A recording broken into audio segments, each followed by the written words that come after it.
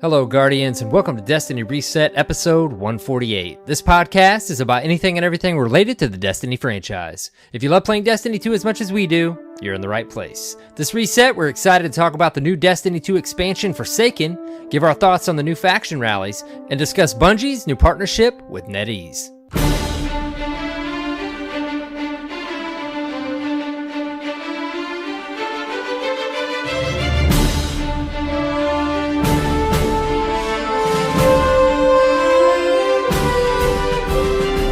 Hello, Guardians, and welcome. It's AER0KNIGHT and, of course, CyborgSasquatch. Hello, my buddy. What up? What up? How's it going? We haven't talked since this thing today, but holy shnikes. I don't even know where to start. I just started with, how are you? Because that's usually how we start, but I still can't organize my thoughts or focus. That was the soft open because you didn't know what else to say. Exactly, yeah. My brain's a-buzzing. It is. Yes. So we're going to have to try to work through this together tonight. Yes.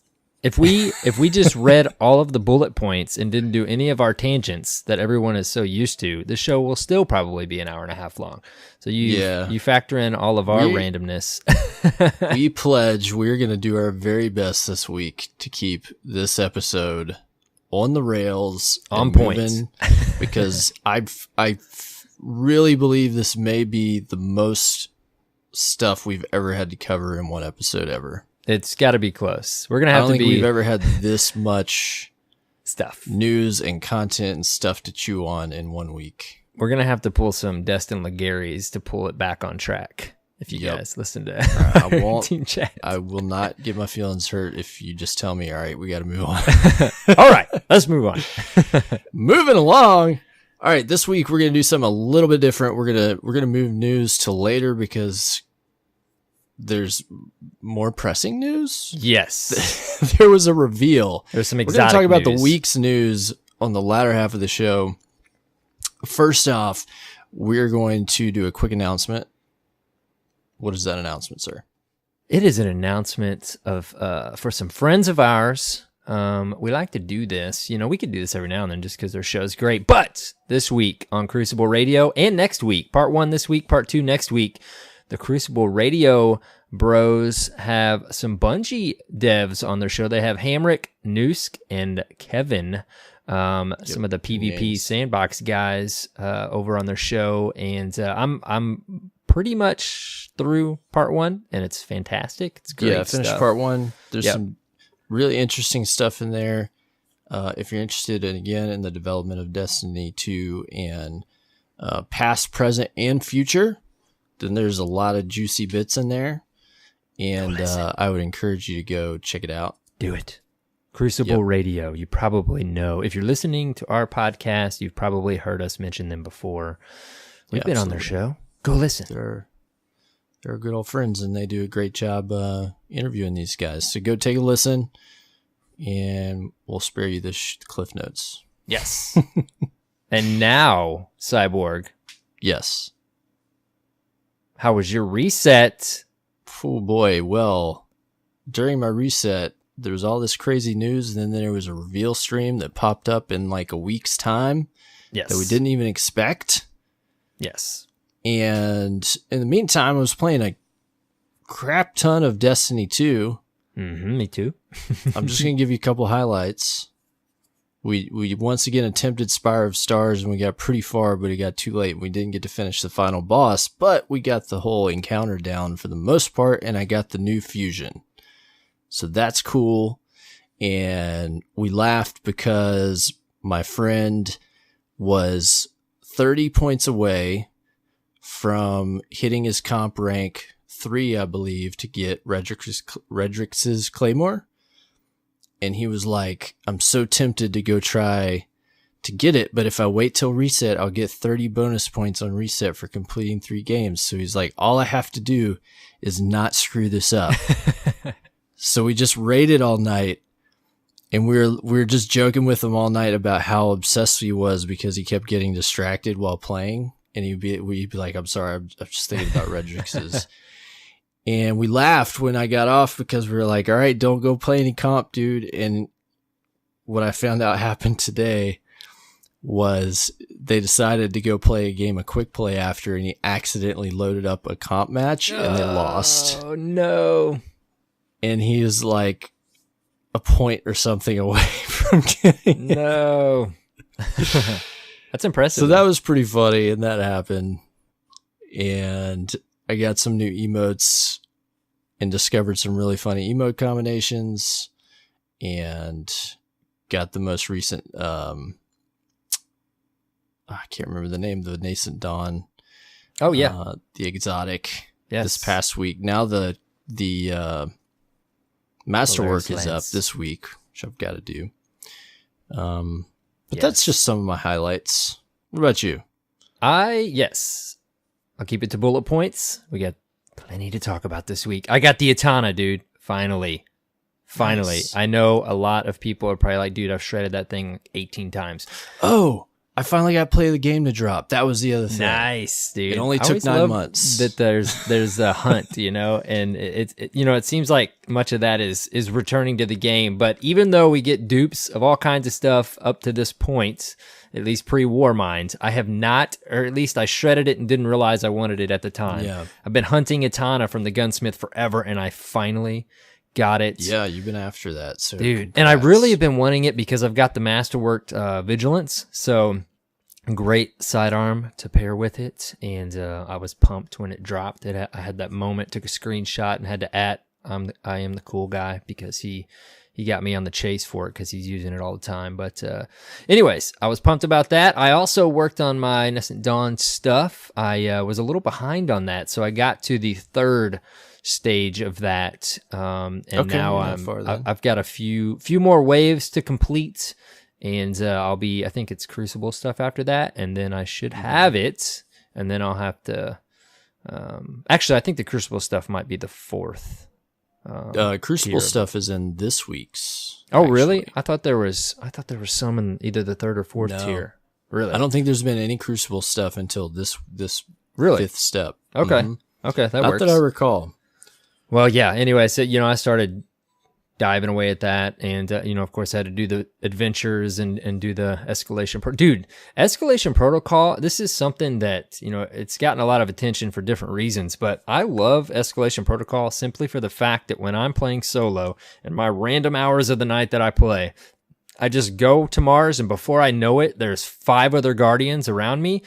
Somebody launches escalation protocol, and while we may not make it to like wave 3 or 4, it's still fun to complete waves with rando blueberries and throw emotes to each other and stuff and be like, good job, guys. And you can tell, like, I was rocking the tractor cannon, and you can tell, like, they're like, oh, okay, he's got the tractor cannon. All right. And there's the the hunter void, and it's like everything. It's just cool to interact without actually talking to anybody. And you can tell you're kind of coordinating, anyways, I enjoy that little area of escalation protocol. It's a fun running around public solo. activity, Yeah, it's There's cool. something to do that's outside of the public events. Yes. Yep. So you kind of stick around in one place for longer than 3 minutes. Right. Exactly. Yep. And it just gets crazy and chaotic. That's what everybody loves about it. But other than that, I did some random stuff, been working on different builds, slowly building back up, a couple PvP builds and my Bubble Bro PvE build that I love so much. But Nice. been focusing on my Striker PvP build because just trying to get my power level up. So dude, no more catalysts. I got 3 catalysts the week Warmind dropped, and I haven't gotten one since. That's it. That's all I've gotten. I actually got the I started I'm having a using hard time with Darcy. names of stuff tonight. I started using Darcy this week. Oh man, I really was wanting to use an exotic sniper in PvE. That gun is fun. I don't know why. I just all of a sudden I wanted to start using an exotic sniper. It's a good gun. Darcy's, man, it does some damage. Anyways, you can't remember what catalyst you got? So I finished the tractor cannon. Very nice. Catalyst. I have that one. finished. I haven't finished it. And I got the what is the Cabal Scout called? The Skyburners. Skyburners, yeah. Because I used that a ton in the raid, and I got it to drop out of a Castellum chest, which is pretty strange to get anything useful out of that. But yeah, I dropped it. There's not a lot of people who have that thing. So I was pretty excited about that, and I'm working on completing it to see what it does. So I have that, and I think that's the only 2 catalysts I have. But that's cool, man. I got a new one to drop, so I was excited. And I am 1 helmet piece away from 385. Ooh, wow. Nice, almost there. Dude. Very nice. Yeah. Dude, rating. That'll you do get it. so much stuff. So much stuff, so many masterworks. You get a ton of gear out of that stuff. So yeah. Yep. I did get several when I ran the reset before. But of course I got like masterwork versions of things that I wanted, because like I got the Rocket Sins of the Past, and I got Inaugural Address, which I already had, but I didn't have a masterwork. So it's like, let's keep them. But yeah, you get stuff like crazy, man. Yeah, it's like one of my go-to. I was thinking about it. I was like, I need to bring this back in the Crucible, because I tried it after the Pulse buffs, and it felt really good. And then I was like trying all kinds of other stuff, and I forgot about it.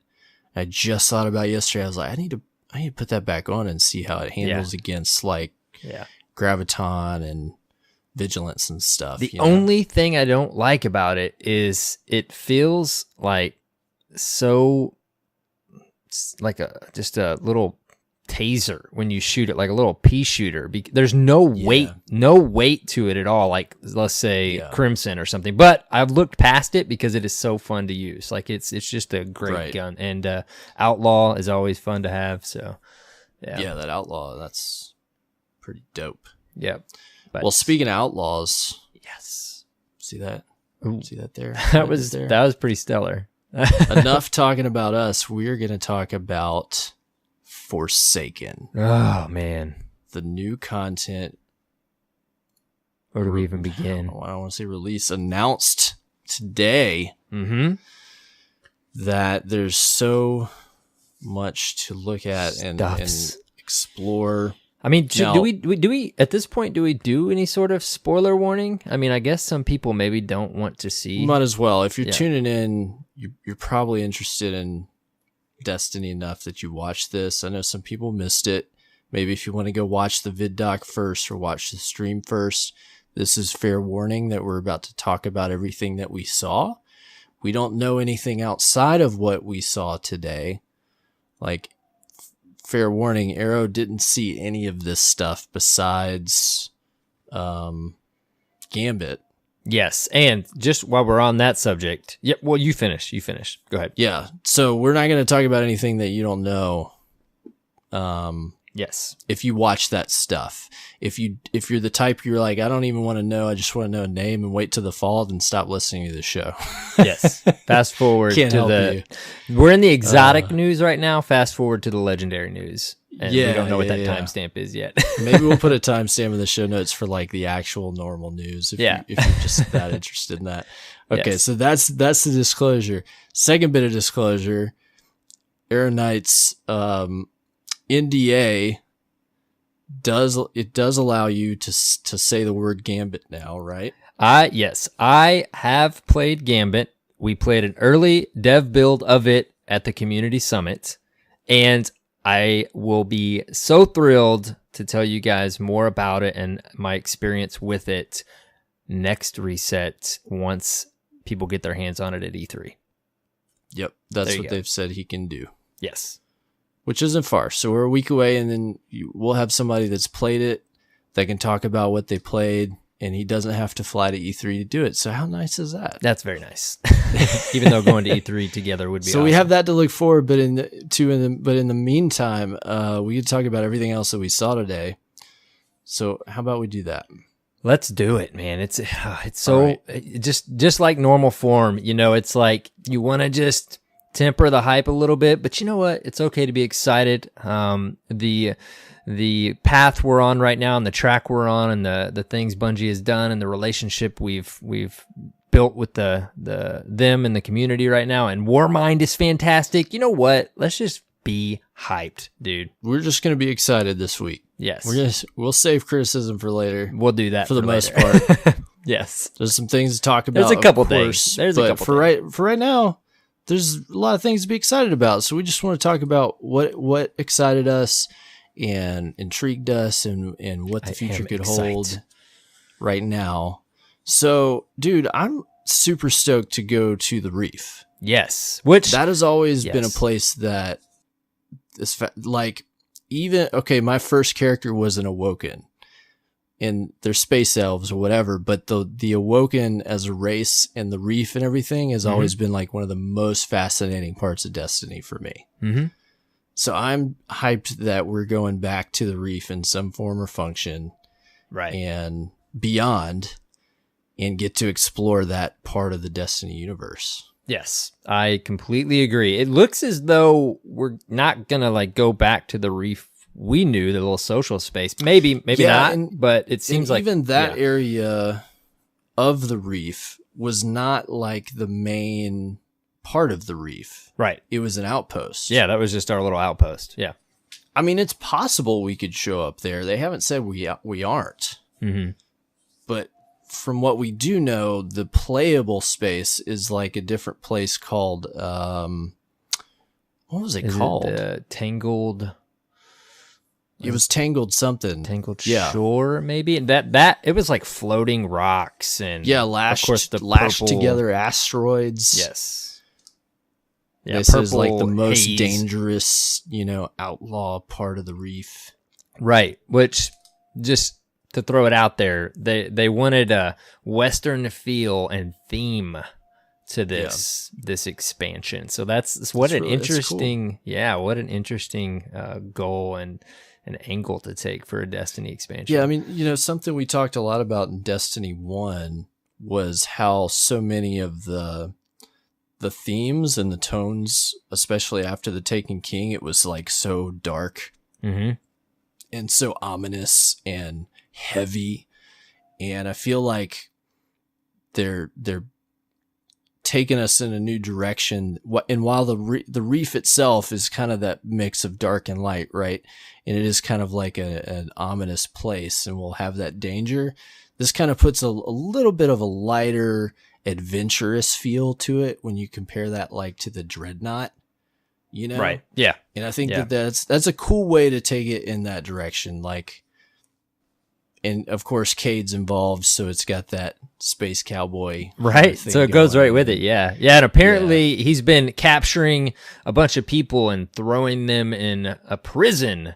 And I guess the Prison of Elders. I don't know if it's a prison. Right. You just assume Prison of Elders, but they did tell us the DLC begins with a prison break. Yeah. And our partner in this DLC, well, at least what seems to be one of our main partners, will be Cade in this. And it's a cool reference because, well, that's not the reference, but there's a reference that Zavala makes in Warmind. Mm-hmm. He kind of offhandedly talks about Cade, like running around, basically just being wild and like filling up a prison. He's like, I don't understand why he's doing this or something like that. Yeah. So they planted that seed, Very cool. And we didn't even know. Which, we've talked about this in the show before, and then I just saw another tweet in the last day or two that somebody had just put it together, but I feel like we just recently mentioned this. But at the end of Destiny 2, the main story, which we didn't maybe know at the time, the light from the Traveler touches different things, and it's actually panning out, it almost confirmed at this point, in the order of the things that it touches in the DLC story that we're getting. Yeah. Yes. And people threw that theory out there right immediately at the beginning. And we're like, oh, well, maybe we'll see if that panned out. And it has. Mm-hmm. So it is interesting. And so, it showed a shot of Mercury, and then a shot of Mars, and then a shot of the Reef. And then you see a shot of Saturn. Mm. So one has to guess we're going to Saturn after that. You can see Saturn with the Dreadnought still in the ring, and then deep space where the triangle ship guys are. Yeah. Whatever the heck those guys are called. Mm-hmm. I can't remember the term that they use for them, but, anyways, moving on. All speculations. So there's a new faction of Fallen called the Barons.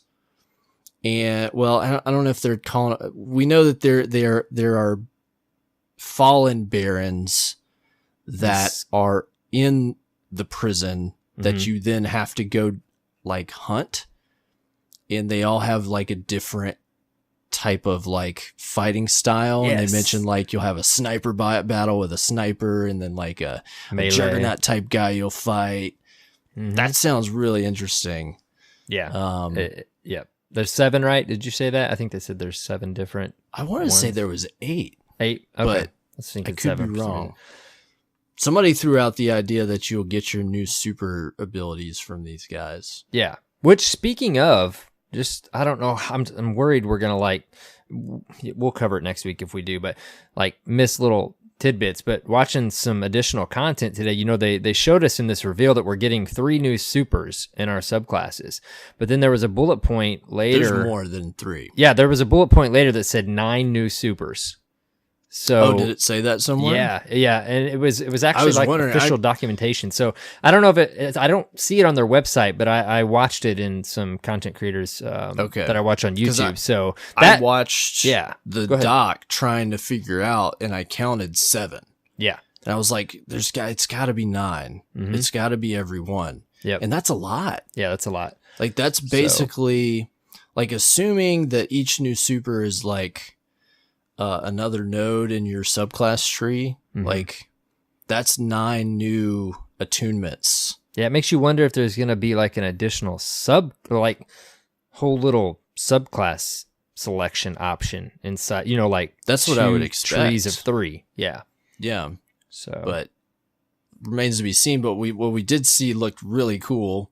And there were several in there that they showed, but it wasn't while they were talking about it. But if you watched, you saw like the hunter had like some kind of void dance thing going on that really made me laugh because they like popped up in the air and did like jazz hands and then started. Do you know what I'm talking about? I think so. It was really funny. Like it was just interesting. Not like, I don't know. You just have to go catch it.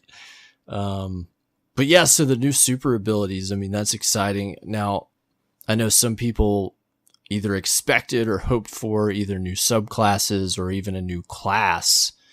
But sans that, since it doesn't seem that's what we're getting, a new super for each subclass definitely opens the playing field big time. Don't you think? Yeah, for sure. You know, of course, it would be awesome to see a new class, but at this point, I don't think we're going to get that till Destiny 3. I would be surprised if we ever saw a new class. Yeah, I mean, there's a lot to that, and not that there isn't in any other games, but I mean, I could see at some point, I would hope so, but there is a lot more to it than just adding another class. You know, there's a lot of pieces there that intertwine with the game. I would not be surprised to maybe see new subclasses one day. But a new class entirely would be pretty surprising. Yeah. Doesn't mean they couldn't make it work. It would almost have to be if it happened. I would think a full iteration of a release. Yeah. But I will say the battle hammer axe titan. Like my first reaction was like, what? Like another version of a bigger hammer. But then I was like, you know what? I mean, it's pretty cool. Like it's a melee. That's actually something that I thought about once would be a cool way for hammer titans, like to have just an enormous. Well, it turns it immediately into a melee class. Yeah. Right. Which is cool. Where you just like wail on stuff. Yeah. The tank. Instead of throwing them. Right. It'd be cool if you could do the sun charge move that was in the Destiny 1 Sunbreaker with that. Yeah. You know what I mean? Yeah. Maybe we'll see it. I don't know. Okay, but that's new supers and those all look really cool, and I'm sure we're going to see more of that, so we'll talk about that. Then we should talk now about weapon systems. Dude, it's kind of crazy. I don't even know how it's going to work. How to process that. Mm-hmm.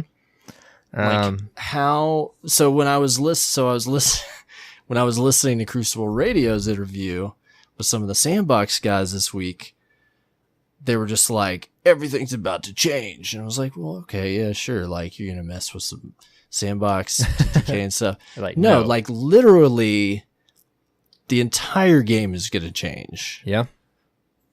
I mean, you can, and it's it's an elegant solution because it doesn't have a rule. Like, play how you want. I've been, like we've thought about, everybody thinks about, well, how could they do this? Like, they could go back to Destiny 1. People have thrown out, well, maybe they should have like 4 different weapon types, like other shooters. No, it's just like, here's all the weapons, and you just put in what you want.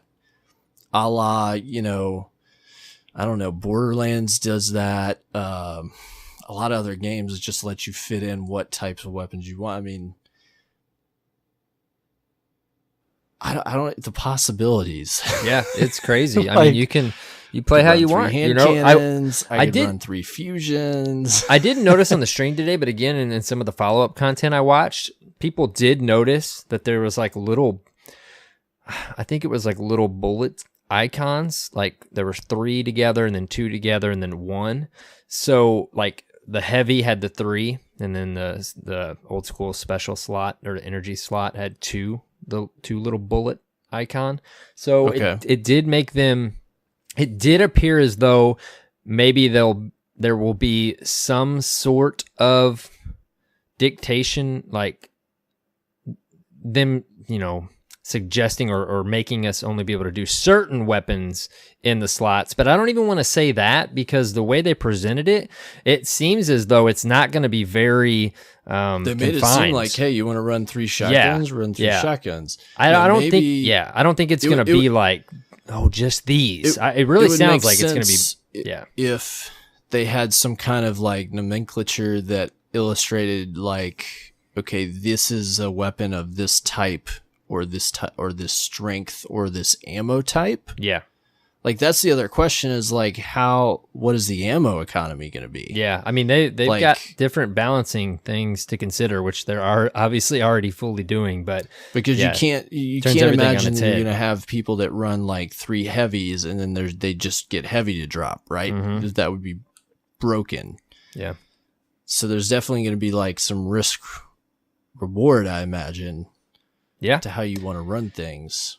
It makes my head spin thinking about how they would balance it, but obviously they're clearly confident in that they can, throwing this out there as an option. And I mean, this is great. Like, I love that they're like, you want to play Destiny 2 version of loadouts? Go for it. You want to play Destiny 1 version of loadouts? Go for it. And then the classic, you want to run 3 shotties? Go for it. And I think you may be right. Maybe those little icons maybe they don't, this is all speculation. Maybe they don't dictate where you can put the weapon. Maybe they, like you said, are just notating what type of weapon they are. But I don't know. I mean, it's crazy though, man. I mean, people are going to be running snipers in their secondary, special or energy slot again. And for that matter, they're going to be running shotties in their primary slot. Like, holy cow. Yeah, it just makes it really interesting. Like, even more so, I think, from a PvE perspective, because there can be a lot more specialization and the risk reward there. They're going to have a time like laying out how encounters work, and just, God, it's almost like they're like, we can't think about everything. Let's just let them have fun. It's funny because we balance each other so well. You're thinking about the PvE. I immediately am thinking about PvP. I'm like, how are they going to do this? But this is amazing. Like, okay, like this is going to be intense. I just want to jump in and like just play trials all night with this and see what happens. It's interesting. Yeah, it's cool though. It's people. I don't see, this is what everybody wanted. Now, not everybody. Some people do like the weapon system we have, but I mean by everybody is you can play how you want to play, however you like to play. Now, not to say if you play Destiny 2 style that, I don't know if you'd be at a disadvantage. Maybe not. Maybe so. I don't know. It just depends. We'll see. Yeah, they're going to have their work cut out for them, but hey, this is a cool idea. I buy it. Yeah, I'm down. I'm into it. Next up, they mention an improved mod system. They didn't really get into details, but that's something we can expect. Did they mention Masterworks systems too? Yeah, they mentioned they didn't talk a lot about it, but just that it seemed like they were gonna just do more layers to the Masterworks and leveling your gun up. Were they talking there about exotics or legendaries? I think it was. I took it as legendaries, or just that's how I. Yeah. In the context of what they're talking about, they just said your weapons, like your weapons, Masterwork in general, with you, or like yeah, something, and that's dude. That's like for years we've talked about that idea. Mm-hmm. Yeah, like, I feel like we're getting in September. It sounded like we're getting more depth to the entire Masterwork system. That's cool. Yeah. Leveling our guns and making them feel like our own. Yeah. So, again, not a whole lot on that yet, but more to come. Now, we also saw a new weapon. Oh, dude. I never expected a bow in Destiny. I'm just coining it now. I tweeted it out as soon as I posted it in our Twitch chat today while we were hosting the stream. Bowland Beyond. That's all I'm going to say. I couldn't exactly tell from what they were trying to explain with the bow. Like, it seems like they were trying to explain that it's a really high damage precision weapon. Yeah, and then they made it sound like there's 3 different builds of the gun or different versions of it that you can get, short range, medium range, and long range. I don't know if that was like different nodes on one version of it or 3 different versions of a bow.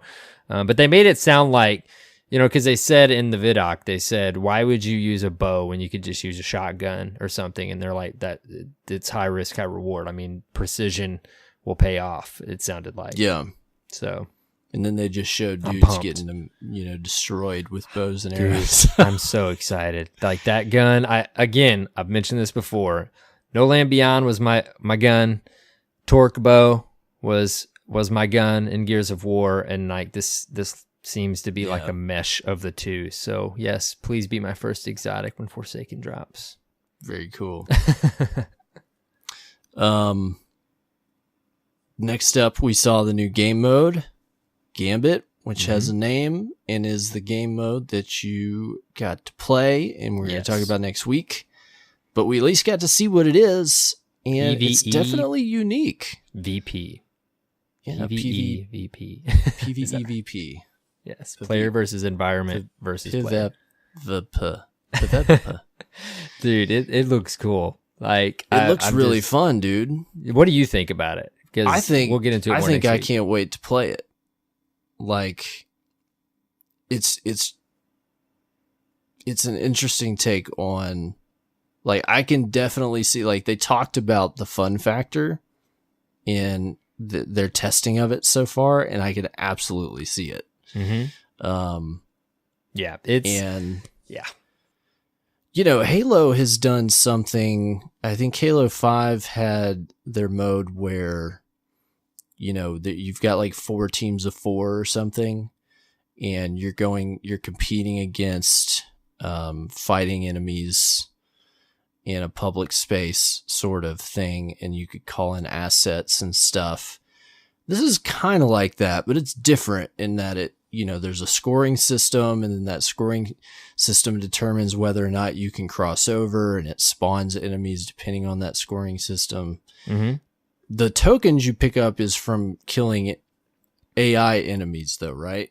Yeah, I guess just real quick to break it down if somebody hasn't watched it yet, or they just get their information from us. Basically, you 2 different teams of 4 go into a PvE arena, kind of in the same game, if you will, in different, like, alternate areas. Different parts of the map. Yeah.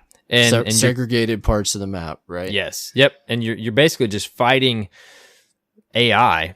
And when you kill them, you get little nodes that drop, and you take those nodes and you deposit them in your bank. And what happens is that spawns enemies over on the opposing team's play area. I think they said at 25 and 50.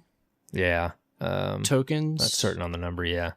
So like when you deposit them, then ultimately what you're trying to do is deposit enough to summon your prime evil, which is the boss you have to kill before they kill their prime evil. And then the whole twist in the matter, the VP part of it, is you are able portals are opened, and one of your 4 team members, fire team members, are able to go to their side of the play area and basically cause havoc to them, which creates a whole nother dynamic. So, and it's round based. So you kill your prime evil, and then that round is over. And then, so all this is going on, man. And dude, it's yeah.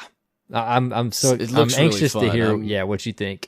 I'm excited to check it out. I don't know who this guy is that looks like Young Khan that's associated with it for some reason. Young Khan is an artist that you may or may not be familiar with. He has some association with the Destiny community, does a ton of emotes for Twitch streamers and stuff. Very, very talented dude, but the guy that they are associating with this that hasn't been named in the game just looks spitting image of the guy.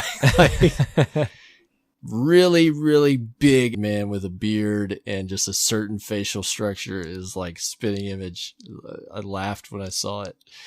So I don't know who that guy is. He looks like a hunter. I'm not sure though. Yeah, I'm not sure. Yeah, I'm not sure. But this looks cool, man, and I can't wait to play it. Big news as well that not only is this going to be at E3, but it's also going to be at Guardian Con, which Bungie announced this week.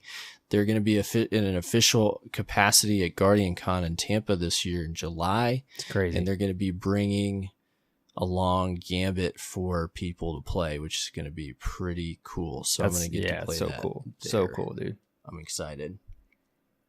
So yeah, this is a cool mode, man. I'm excited to play this. I can't wait to talk more about it.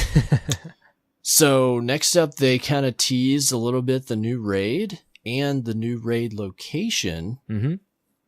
So, spoiler alert there's a new location they built just for, as they described it, in-game activities called the Dreaming City. That's both a destination and a raid. What do you think? Or is where the raid is located. That apparently is, I think they says the birthplace of the Awoken. Yes, it looks really cool. Yeah, dude, the shots we got in the Vidoctay just looks just awesome. Oh, I mean, they look stunning, so dude. Cool, dude. I mean, even the huge views that we got, of the landscape, and then even the tight ones, and it looked like stuff from Elder Scrolls or something, like the twisty trees. And they threw out, that they're doing like this Lord of the Rings meets what was the other reference that they threw out? Oh, what was it? Because then they said it was on the front doorstep of Peter Jackson. Yeah. What was the other that they used? I cannot remember right now. Think about it. Either way, this looks really cool and fantasy-like and sci-fi at the same time. And I have no idea where it is. I mean, that's the other thing. Like, where is this located? They show off a... man, I can't remember the technical term for these. They were in Destiny 1 in the tower, in the speaker's chamber. It's this astronomical device that mimics like the rotation and orbits of the Celestials. Mm-hmm. And they had this one scene like that with a similar device, and it was rotating around what looked like a black hole with a bunch of like celestial bodies rotating. It's, dude, I'm calling it. We're like jumping into a black hole across the galaxy or something. Like, it's gotta be. That would be cool. That would be awesome. That would be cool. But this place looks really cool. And the most interesting thing is that they're saying that depending on players' actions week over week through the space, it's going to evolve over time and permanently change. It seems like a new upgraded take on what we got in the Dreadnought with the Taken King, right? Yeah. It made me think of the Dreadnought as well. Very much so. they threw out like there's just going to be like so much stuff to find, things that will be there one week that weren't there the last week, and mysteries to find and stuff to solve, and then the raid on top of that. It seems like a cool, fantastical dreadnought mystery land. Yeah, which is what the community has been telling them for quite some time now. Like we want all of that back, something to explore and a playground. So I think this is the thing I'm most excited about. Yeah, I was thinking that you would be about this dreaming It's not hard to pin me down on the kind of stuff I like there. And then intertwining the raid into it all. Yeah, I figured you'd be down for that. And they mention Joe, is it Blackburn? Yes. The raid team leader mentioned that they're going to have in this raid more bosses than any other raid before it. So that sounds pretty cool. Yeah, people were immediately wondering if they meant actual boss encounters. Of course, we don't know for sure, but you could tell. Tweeted. Yeah, did he? He said, he tweet? "Your inclination is the same as mine." Somebody said they were talking about. I just realized King's Fall has 4 bosses because of the daughters, so there's 5. And he said he didn't generally think of the daughters as a boss fight in King's Fall, but he said the stuff I'm talking about in the vid doc are big, meaty health bars that actively try to hunt your team down. There we go. Well, there you go. So actual bosses. The thing is, man, like, and it's kind of leading back to what I said at the beginning about we're just going to be hyped, is Warmind was was many more steps in the right direction than I thought we were going to get at the stage of the timeline of Warmind. And you can tell listening to them in this vidoc, just like you could with Warmind, like they are excited to talk about this, and the connection with the community and them, like you can just feel the magic there, a lot of it coming back for many and even for them. And like when they say like they're pumped, there was another tweet I saw today from someone on the raid team just tweeting how excited they were for us to see the raid. And it just goes with everything we saw today. Like you can tell how excited they are.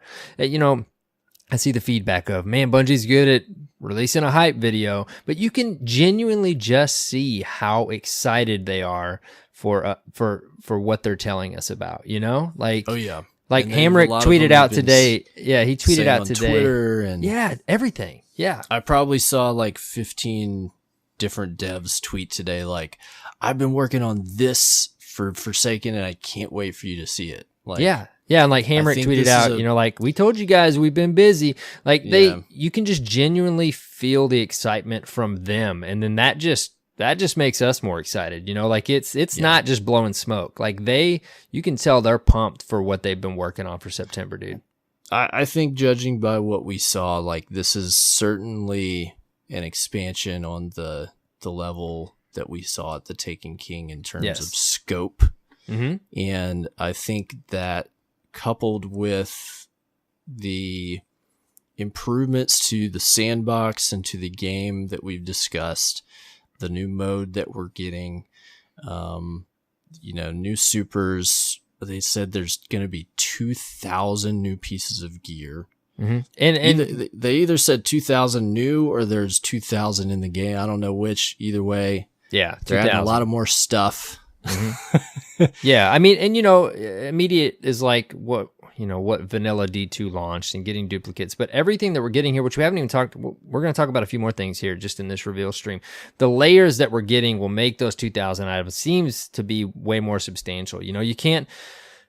Of course, we respect, if it weren't for the community's feedback, we may not be seeing a lot of this. And people are waiting for September, and it's rightfully so. You want to temper your expectations, but you can tell, dude, like they know for a lot of Guardians, they've got to deliver in September, and you can tell they're pumped about it, dude. Like they're hyped about what they've been working on and what we're going to get in September. You can just you can see it, dude.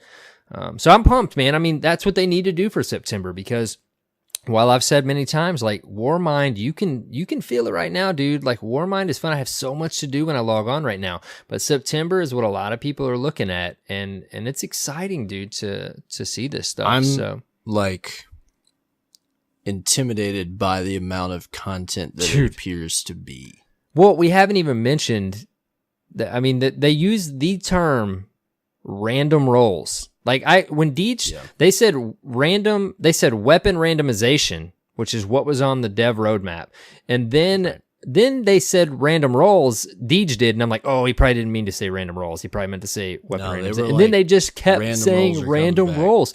So I had that moment, that exact thing that you just said today. I'm like, okay, my gaming hours are totally random right now, and I'm like trying to do everything that there's like that's there in Warmind right now. Like I'm looking at this like I don't even know how I'm going to do half of this. Like if and it's excellent. I don't care if I can't do it all. Like if they bring this level of the Destiny hobbyist back, what appears to be the case, wow, dude. Like I don't even know how I'm going to prioritize what I want to do when I log in. Like, and that sounds like I'm crazy hyped, but like as much as we play the game, as much as we stay in tune with what we've been getting and we know what they're working on and this or that, like it really does straight up seem like there's going to be crazy amounts of stuff to do.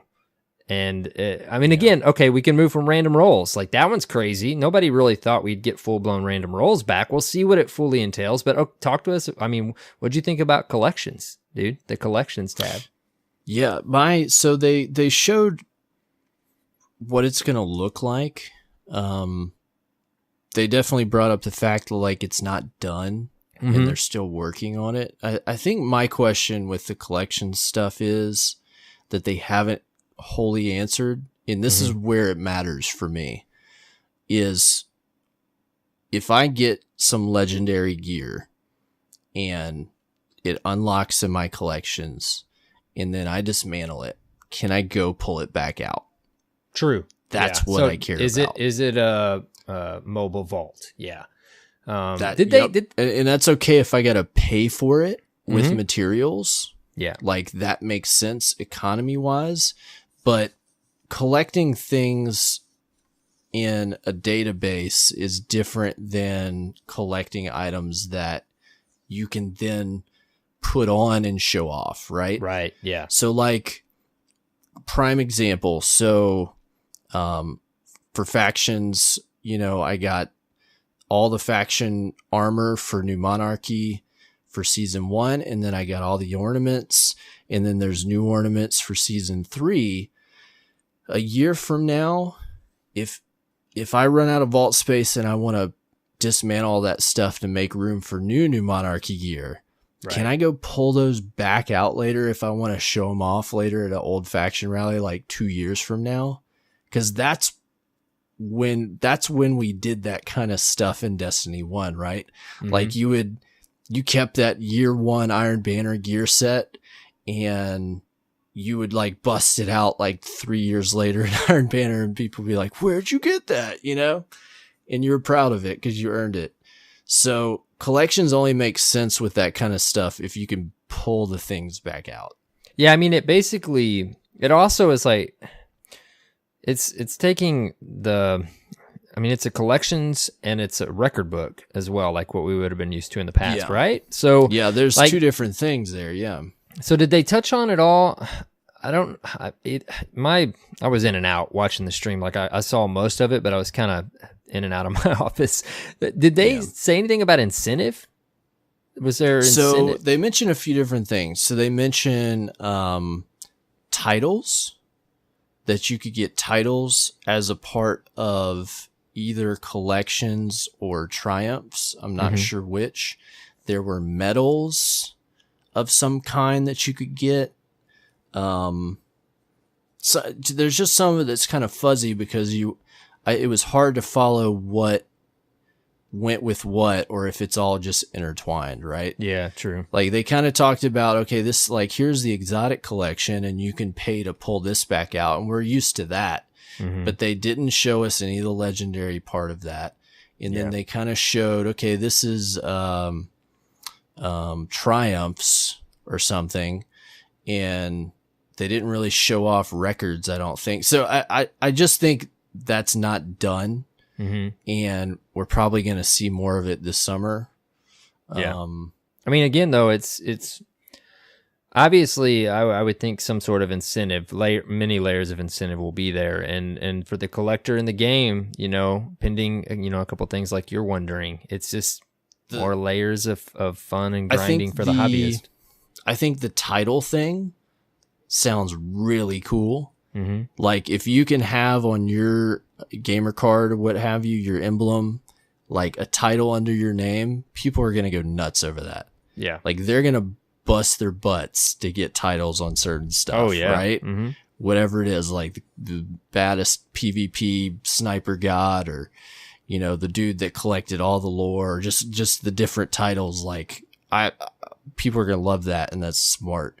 If they're able to really do all of what they showed to its fullest potential, they're going to answer so many quality of life problems in Destiny that have existed for like 4 years. Yeah. If they can pull it off to the degree that I'm talking about, it'll change the game for a lot of people that are the hobbyists, you know, of the game. And for some, even for some that aren't, that may come to like that because it's got a reward and, you know, as part of it. Well, the thing that Scott said is, he said the type of Destiny player he is and what Destiny is to him is he likes to log on and have a goal. And that's what this system does for him. It gives him a goal. He knows what he wants to do. He knows what he's going to get when he's done. And that's how he plays the game. That's how a lot of people play the game. Yeah. And they mentioned like parallel pursuits, like how they're trying to build all these things out, like the records and the triumphs, and I think bounties as well, so that because people like being able to accomplish things in parallel. So like you're doing one thing, but you're also completing another task, and completing another task is part of it. So you always feel like you're accomplishing something. Yeah. And I think when the Taken King came out, that was a small part of what really worked with that expansion, is because there were so many different things to do, and we had like quests, and we had bounties, and extra story content after, and you like there was just all these little things to do, and you could do a lot of things in parallel. And I feel like they're trying to bring some of that back, so that the content that we do have, it makes sense to run some of that more and over, because you're accomplishing more, right? There's more stuff to chase. Yeah. Well, I'm excited. I just feel like they said this in the doc, like this is a game made for people that love Destiny, and they're like leaning into that. And this like totally melts my cheese. Like, you know, that's funny. Yeah, like I don't know how else to put it. They're dude. I keep going back to this, and I've said it many times. In November, and we had heard it several times before that, but in November, Christopher Barrett told us we are basically, in other words, doubling down on our relationship with the community, and we're listening, and we're doing this thing. And they have done it since November, dude. It's taken some time. Warmind is crazy awesome. The patches we've got up to that point. This is like, just seems like more than doubling down. Like, I'm not saying we shouldn't, like, expect is a strong word, but this is what we've asked for and what we wanted, it seems. And again, it's exciting, dude, for any Destiny player, even one that's not playing right now, and is wanting to come back. Like, this seems like, I mean, this be a strong statement. Yeah, this is, and it really needed to be for September, dude. And another thing I don't want to gloss over, or I want us to mention too, is it's not that they deserve praise for this, because many other developers do this, but they've been very transparent. They even said on stream today, like Scott said, he's like, I'm not even nervous about showing you guys this. Just a heads up though, all the numbers you see Don't pick those apart, because this is like this is a build right now. And they basically just pulled the curtain back and showed us this stuff that is not even probably, I mean, extremely close to ready. It's got to be decently close, but like that transparency goes a long way, right? And it's just cool to be at that point, you know? Well, and it feels like the studio has turned a corner with communication, because I think internally they had to process where they were after D2, figure out what that meant to the studio. You know, where did they have to go from here? What went wrong? What went right? Okay, how do we feel about that? How do we assimilate that into our culture and like process that into something that's going to help us? And then opening the doors to communication with the community in the way that they did have allowed them to build trust both ways again. And even in the Crucible Radio interview that I listened to this week, they're so off the cuff and comfortable and honest with what's gone on in the development of the game in the past year or two that you never would have heard 2-3 years ago about any part of Destiny. They're like, yeah, you know, they're kind of putting it out in the open, like, yeah, we tried to do this and we know we totally failed, you know? Like, yeah. And that's not something you would ever hear coming out of somebody from Bungie's mouth. Right. Yeah. And you know, the thing is, it's not like they didn't want to be this way before. It's just not the culture, I guess, that they decided how they wanted to tackle it. And now they've consciously decided that, you know, their goal before was to please the player and make awesome games and do stuff they enjoy. But now they have, as a company, decided like, okay, this is how we want to do this from now on. And it's clear, dude. Like it's great. It's really cool. Yeah. it seems as a player of the game. Yeah. They are all ships in the same direction now, and that they know what kind of game that they're trying to make, and they're committed to that, and they're committed to communicating about that so that they can earn the trust of their players that want that. Yeah. And they're able to be a little bit more vulnerable as a company without getting ripped apart, because they're starting to, it's a conversation now instead of a bunch of statements, right? Right. Yeah. Yeah, and you know what? Just to finish the thought on this, the last thing I want to mention is I still see a lot of feedback out there where people are like, well, you know, still though, Destiny 2 was not the game that we wanted or expected, and we just went through the motions again like we did with Destiny 1. And sure, like, Destiny did not meet a lot of expectations. Destiny 2 launched Destiny 2. But the thing is the track that we're on and the progress that we've made with our relationship with Bungie since, let's just go back to last November. The promise here is, and what's exciting is that while we didn't want to go through this again with Destiny 2 for the first year, we've gotten here a lot quicker than we did with Destiny 1. And the hope is that we won't do this again. I'm being optimistic, but with what has happened since November and the relationship we have with Bungie and how much they've done and the hard work and the dedication to the community's feedback, like I really feel strongly that we've gained a lot of ground over the last many months. And Destiny 3, I just really don't feel like we're going to do this again. You know what I mean? And call me optimistic. I don't know. Lord would hope, you know? Right? And again, that's what we all wanted with Destiny 2. Okay, they should know how to release content. They should know how to do live events. We shouldn't have droughts anymore. And they just missed the mark, dude. Like they said in that interview on Crucible Radio, like they were excited about Destiny 2 and they thought they were going to please a lot of different players. And then they said, like, okay, we just didn't hit the mark. Like that's not what you guys wanted. And I feel like, again, we had to go through it. We've been through it, and I feel like they've learned a lot. We've learned a lot. A lot has happened. The relationship has grown so much, and I feel like the Destiny franchise moving forward, like it's in an unbelievable place right now. And again, call me optimistic, but you know, I love loving things. So yeah, Jeff Kanata. Yeah, I was about to say.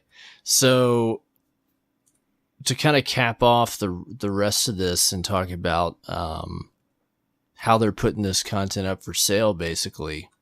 So we know so far, Forsaken, we've got a few different options for how you're going to be able to purchase this. There's, the expansion pass, which I believe is $40 for Forsaken. It is going to require that you have the previous expansions for Destiny 2, which is on par with this same type of expansion with the Taken King 2-3 years ago, whenever it was. You had to have the previous stuff then. Bungie did mention that they're going to be announcing further ways that this content will be available, including something for people who have not purchased those expansions. Right. My guess is similar to the Taken King, like a collection that has everything together in a bundle. The content at a good rate. Yeah. Didn't they do that with it was like a full-blown release of everything up to the Taken King? Was it a $60 tag? Was it I think it was 60 or 70 or something. Yeah, I don't want to say that. wrong, but it was It was like it was a good deal. Yeah, it was a good deal for all the content you were getting up to that point. Now the big topper on this, however, is they've announced something completely new. Yes. This was a controversial topic today. I'm still a bit unsure about how I feel about this particular thing because I don't fully understand it. I think I have a handle on it. I'm going to give you my take, and you can tell me what you think about it. So there's something called I'm trying to pull up the annual page pass here again. It's at DestinyTheGame.com. They have a whole splash page on this. You can see some different stuff. So they're selling something called the annual pass. So from the marketing site, alongside seasonal updates and live events available to every Destiny 2 player, Forsaken Annual Pass provides bonus rewards and introduces 3 premium content releases. Each release delivers new experiences to Destiny 2 Forsaken, including activities, in-game content, and an arsenal of powerful weapons, armor, and gear to earn. And then they detail and date these 3 different releases. So we've got Black Armory, Winter 2018, Joker's Wild, Spring 2019, and Penumbra, Summer 2019. So you can purchase Forsaken plus annual pass for $70. And then there's also a digital deluxe edition.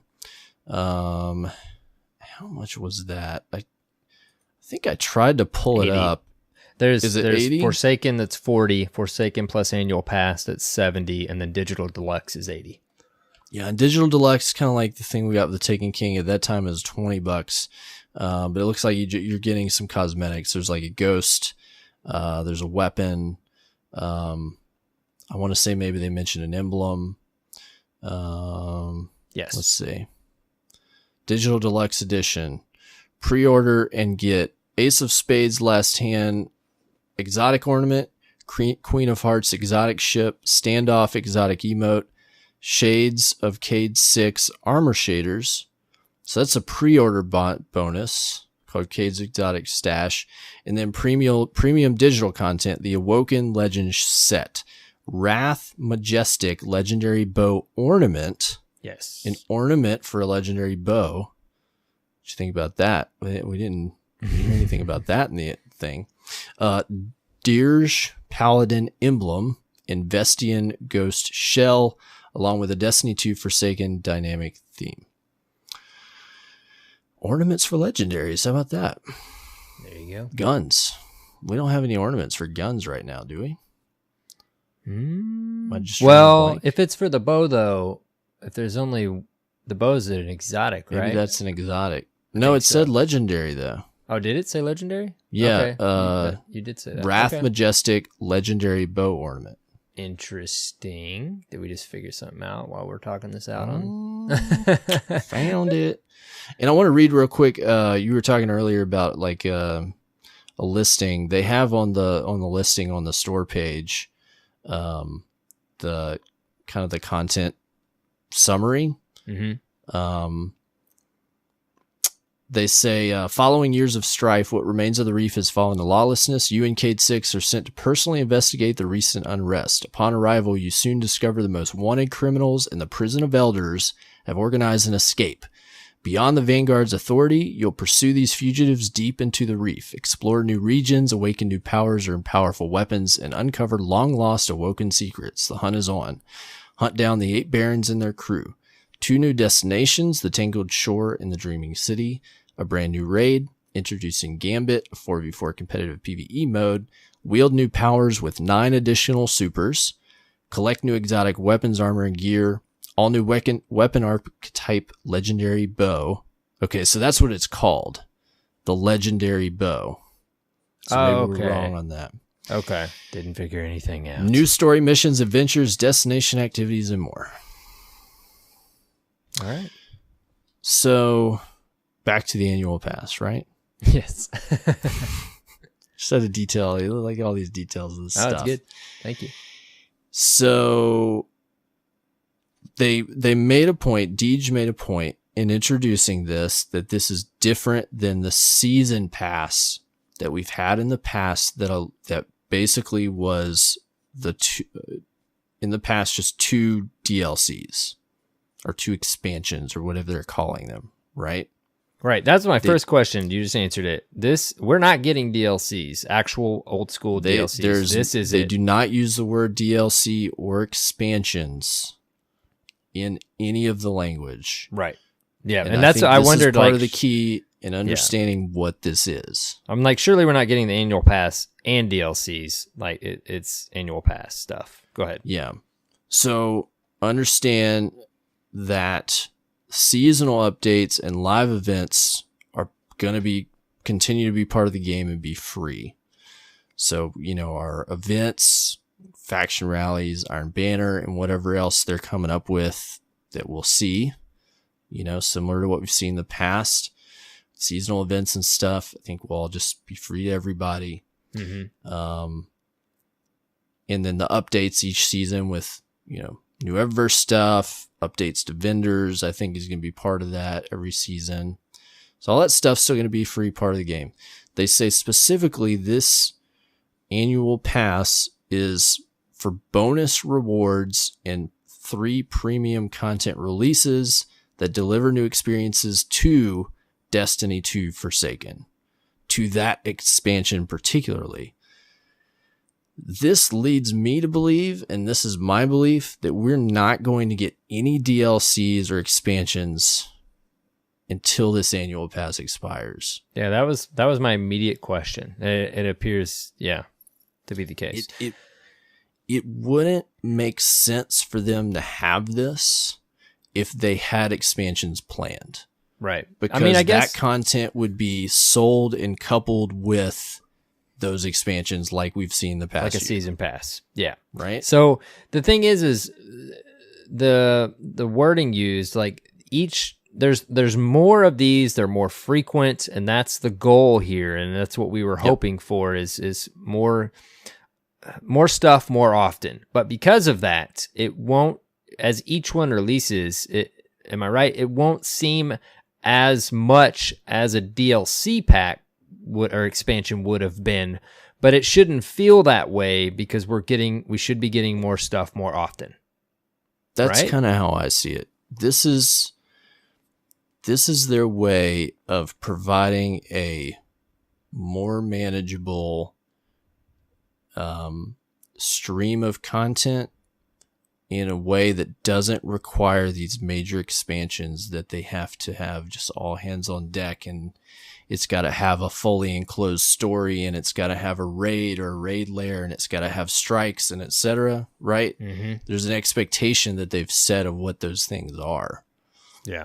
And I think this is their solution to say, okay, we're gonna put together this huge expansion that has these places that we can go and things that you can do, and then we're gonna take about a year and we're gonna add to that 3 separate times with some new in-game stuff. They mentioned some new activities and a whole bunch of new gear, and this is premium. And here's the thing: this is where I think people really need to pay attention. Because I see people complaining. They're like, oh, they want us to pay $35 more for another year's worth of content. This is for the people that want to play the game constantly. Mm-hmm. This is to satisfy the hobbyist. Right. That want to keep playing week after week all year long and don't want to run out of stuff to do. And for the folks that may just play that one expansion for a month or so and then don't come back, this has no value for them. Right. But for the people that want to remain in that universe, just like in between Taken King and Rise of Iron, there was that huge year gap where we got nothing, right? Because we were originally supposed to get Destiny 2, and that would have been huge. I think this is Bungie's way of bridging that gap from fall to fall without having to put together these huge expansions, but still provide some content and do it for the people who want to pay for it. And, just to provide this angle of a certain group of Guardians feedback, if you've been connected with Destiny this whole time, you'll remember back when they said Eververse was what was going to allow them to give us live events and allow them to develop that content for us. I had that thought when they were telling us about the annual pass initially, but then I realized that's what you just said. That's not what the annual pass is. Sure, they did say that way back in the day, but the annual pass is replacing the structure that we're used to in the past. The main release and the 2 DLCs. Yeah. And what it's doing is what you said is it's for the hobbyist. Like this is my main game and I sprinkle in other games here and there. And I love playing video games. I love playing all kinds of video games, but something about Destiny just clicks for me. And this is what I want. I want more regular content throughout the entire year. I don't want droughts. I want systems in place. This is the way I want to play the game. And that's, I see what it is. It's not what Eververse was supposed to do. Like, this is something entirely different. This is a change in the structure. You just have to imagine another layer in between events and seasonal stuff. Yeah, full-on expansions. Yep. There's 2 things I want us to clarify too, like maybe as much as we can right now, break down for the listeners. The price point, which you touched on, that's one thing. The other thing I want to break down is let's start with the price point. It's $40 for the base Forsaken release. Yeah. $70 for Forsaken with the annual pass. And then deluxe edition, if you want the extra pretty stuff, it's $80. So let's say $70. Right. Before we paid $40 for Taken King, and then we would normally pay, what is it, if you don't buy the season, is it $30 for a season pass is what it would have been? And if you don't buy the season pass, it's $5 or $10 more than that? Yeah. So it is exactly on point with what we paid previously for a different structure of what they're trying to accomplish. Yeah, we're actually going to pay the same amount as what we did for the Taken King, and this seems on par with that level of expansion. And then we're going to pay basically $11 or $12 per season for like, I don't know, call it a battle pass if you're playing Fortnite, because you're throwing down $10 every like month and a half if you're playing Fortnite. Now, I know that's a totally different game and whatever, but I want to point out that Destiny 2 has like 1,000 times the content of that one map that you play in Fortnite. Right. Like, people's concept of money and how much content is worth it's really tough to pin down when there's so many different models. Mm-hmm. We can look at how WoW does stuff. We can look at how free-to-play games do stuff. We can look at how other FPSs do stuff, and how Call of Duty is throwing out the season pass, is going to have everything for free now. There's so much upheaval in all these systems, but when you really look at it, if you were just presented, let's say over the past year of Destiny 2, and they were like, hey, you can, there's nothing to do, but here, throw us $10 and here's a bunch of new gear to earn, some new in-game stuff, some adventures to go on, this, that, and the other. I'd be like, hell yeah, dude, I play this game every night of the week. I'll throw you $10 for some more stuff to do. And that's what they're giving us. They're giving us an in-between. Right. And I think what this will do is allow them to put out a level of content that is sustainable for the studio while they prepare for what's next. And I think what's next is Destiny 3 in 2019. Yeah. I think it's going to be that soon. I really do. That would be awesome. I mean, you know, man, it's like we respect all opinions. Everyone's opinion is valid. It's your opinion, and there's, I mean, we're critical of the game, man. Every week in and week out, we've been through all these last many months, and there have been some very valid criticisms and points and things brought, you know, and again, the place we're getting at right now just feels so great. And this, I ultimately, you know, I like the idea of this annual pass. Now they need to deliver, you know. This is new, so they're going to have to prove that they can. This is valuable. Like, it needs to feel like what they're telling us it's going to be for the hobbyist, and a continued streamline of things to do in the game. And I'm confident it will be that. And, you know, the other thing, again, everybody, we respect everybody's opinion, you know, but I have to say this tweet today, dude, from Shackle Shotgun. She tweeted out, and it is interesting to hear everybody's take on things, and you want to understand that viewpoint, you know, you don't just want to push it away. Like, you want to understand and see where they're coming from. We've talked about that before. And her tweet, she just said, I mean, I feel like I owe Bungie some silver purchases at this point. And she tweets 2 images of Destiny 1 and Destiny 2 hours played. Destiny 1, 842 hours played. Destiny 2, 780 hours played. It's like, holy cow. Like, if you put that into perspective of, I'm going to pay, again, assuming they're delivering on what appears to be an amazing September release and an annual pass, the amount of content we're going to get, dude, is, you know, it's a dinner out for hundreds and hundreds of hours of fun. Right. And we're not here to sell you on this stuff. We're talking it's about just perspective. Like, this is how we feel. Yeah. And where we're going to spend our money. I mean, it's obvious where we're going to spend our money, guys. We're hosts of Destiny podcasts. But I think as discerning consumers, like, it's fair to look at this objectively and say, well, I kind of want to see what that is before I spend very much so. $35 extra on this. And you'll be able to do that. You know, you might pay $40 for it if you wait, and that's perfectly fine. You may want to see if, I want to play Forsaken and see if, like, I enjoy the game at that point. That's also fair. Yeah, Some people are going to wait until it comes out and buy it. Like, there's a lot of people that still feel that they need Bungie to earn their trust back. Yeah. And I respect that totally. Completely. It's different for different people, you know, what it takes to get there. It took me a little while to get there too. I feel like they've done a lot for me as a player, the type of player I am, about my position in the community. They've done a lot that I wanted for Bungie to earn their trust back with me. So I'm buying what they're selling right now, obviously. And we're investing in it, in a sense, if you will. I'm not waiting.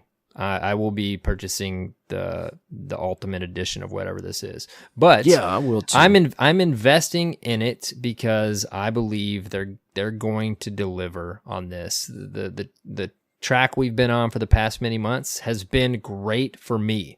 Now, for many of you, again, like Cyborg said, it's completely understandable if you want to wait till this comes out in September. I mean, you know, it completely makes sense. And they said in the stream, in so many words, we understand we got to put our money where our mouth is. We have to prove that we can deliver to you what you want. And it's that, and September is that for many Guardians. So Yep. do what you got to do for you as a player, for you as a consumer. I just want people to understand, at least in my opinion, what it is that they're trying to do. Mm-hmm. And I think what they're trying to do is clever. I think it fits a certain need, and it's something that I wish to God that they'd have sold us after the Taken King. You know? Yeah, and you got to understand too, like them presenting it to us on stream. I mean, it's like my daily interactions with customers. Like our company like prides itself on not trying to sell things to people and actually build a relationship with them. I mean, they're ultimately trying to pitch us something on this stream that they know is going to require our money. And they're already trying to build the relationship back up with a lot of the community. And I mean, that's a hard position to be in. Like, and they can't even show us what the content is, you know? So rightfully so, people are like, hey, I'm not spending my money on that yet, but you know, it's challenging. Goes pretty far that they are dating and naming it. Like they have a plan, obviously, and I feel great about it because I know that pretty much every season I'm going to get some new content, and that makes me feel great. I mean, they're laying it on the line. Yeah. Now, again, this what they showed us today is what we all wanted and what we all expected at the launch of Destiny 2. This is what we wanted. The hobbyist stuff to do throughout the entire year. We've all come to understand that didn't happen. They've understood it. We understood it. We're here now. Now they know they have to deliver. It's exciting times, dude. Like it's cool, dude. I'm pumped. So all that being said, they have brought up, like I mentioned before, they're going to be talking about other ways you can purchase this content. At E3 next week, they're going to be showing off a story trailer for the expansion. They're going to have the Gambit mode to play. My guess is that they're going to do like a more official retail announcement of all the different SKUs that they're going to have for the game. I know somebody else, Jake Myler was like, but what about the collector's edition? I think they'll probably have one, but they'll bring it up at E3 like they did 2 years ago or 3 years ago, for the Taken King. So I'm holding out hope for that because I also want a collector's edition. Yes. Because I love when they do that. So there's going to be more talked about, and they also mentioned the annual pass thing. You're going to be talking about that more over the summer, and it's not the end of the conversation there. So I just want people to be open and understand what it is, and I don't think it's for everybody. Yeah, but I think that it's going to be great for a lot of people that want that out of the game, and I'm really excited about it. I think it's a cool idea. I can't wait. Yeah, I agree with you, man. Looking through, I think that we've covered pretty much all of what we heard about today. Yes. I was going to say real quick, we can put this in here instead of the news. We wanted to real quick go over literally just say the bullet points, the updated roadmap, because they did give us a little bit more detail that came today, right? Yeah, they did that on the live stream. Yeah, so just real quick, July 17th, we're going to get another update. Solstice of Heroes is the new event that they've teased. That's coming July 17th, or at least now with what happened with Faction Rallies and Crucible Labs. It'll be patched in at that point, right? It'll be patched in at that point, yes. May not start that day. Yes. 6v6 quick play, surprise. We talked about a poll we threw up on that a week or two ago. It's like they're doing it. Quick play 6v6. Yep. Permanent Rumble playlist. What? Mm-hmm. Yes, please. Dude, I mean, it's like, okay, feedback. A lot of people are talking about it. Let's figure out if it's a substantial amount, enough of Guardians that want this. Okay, it is. Let's put it in the game. Yeah. So anyways, what else we getting? Bounties. We don't know what those are yet. It'll be talked about. Expansion 1 and 2 Raid Lair Prestige. Very exciting. PC Clan text chat. Year 1 triumphs. And they have in parentheses Bungie.net. So I guess that's going to be trackable there. And then more exotic armor sandbox changes. Very cool. So that's next July month in 17th. July. Yep. So we're going to have a little bit of a gap. I mean, from July 17th. Not too long. I mean, we're talking about, like a month-ish from now, 5 weeks. Oh, yeah.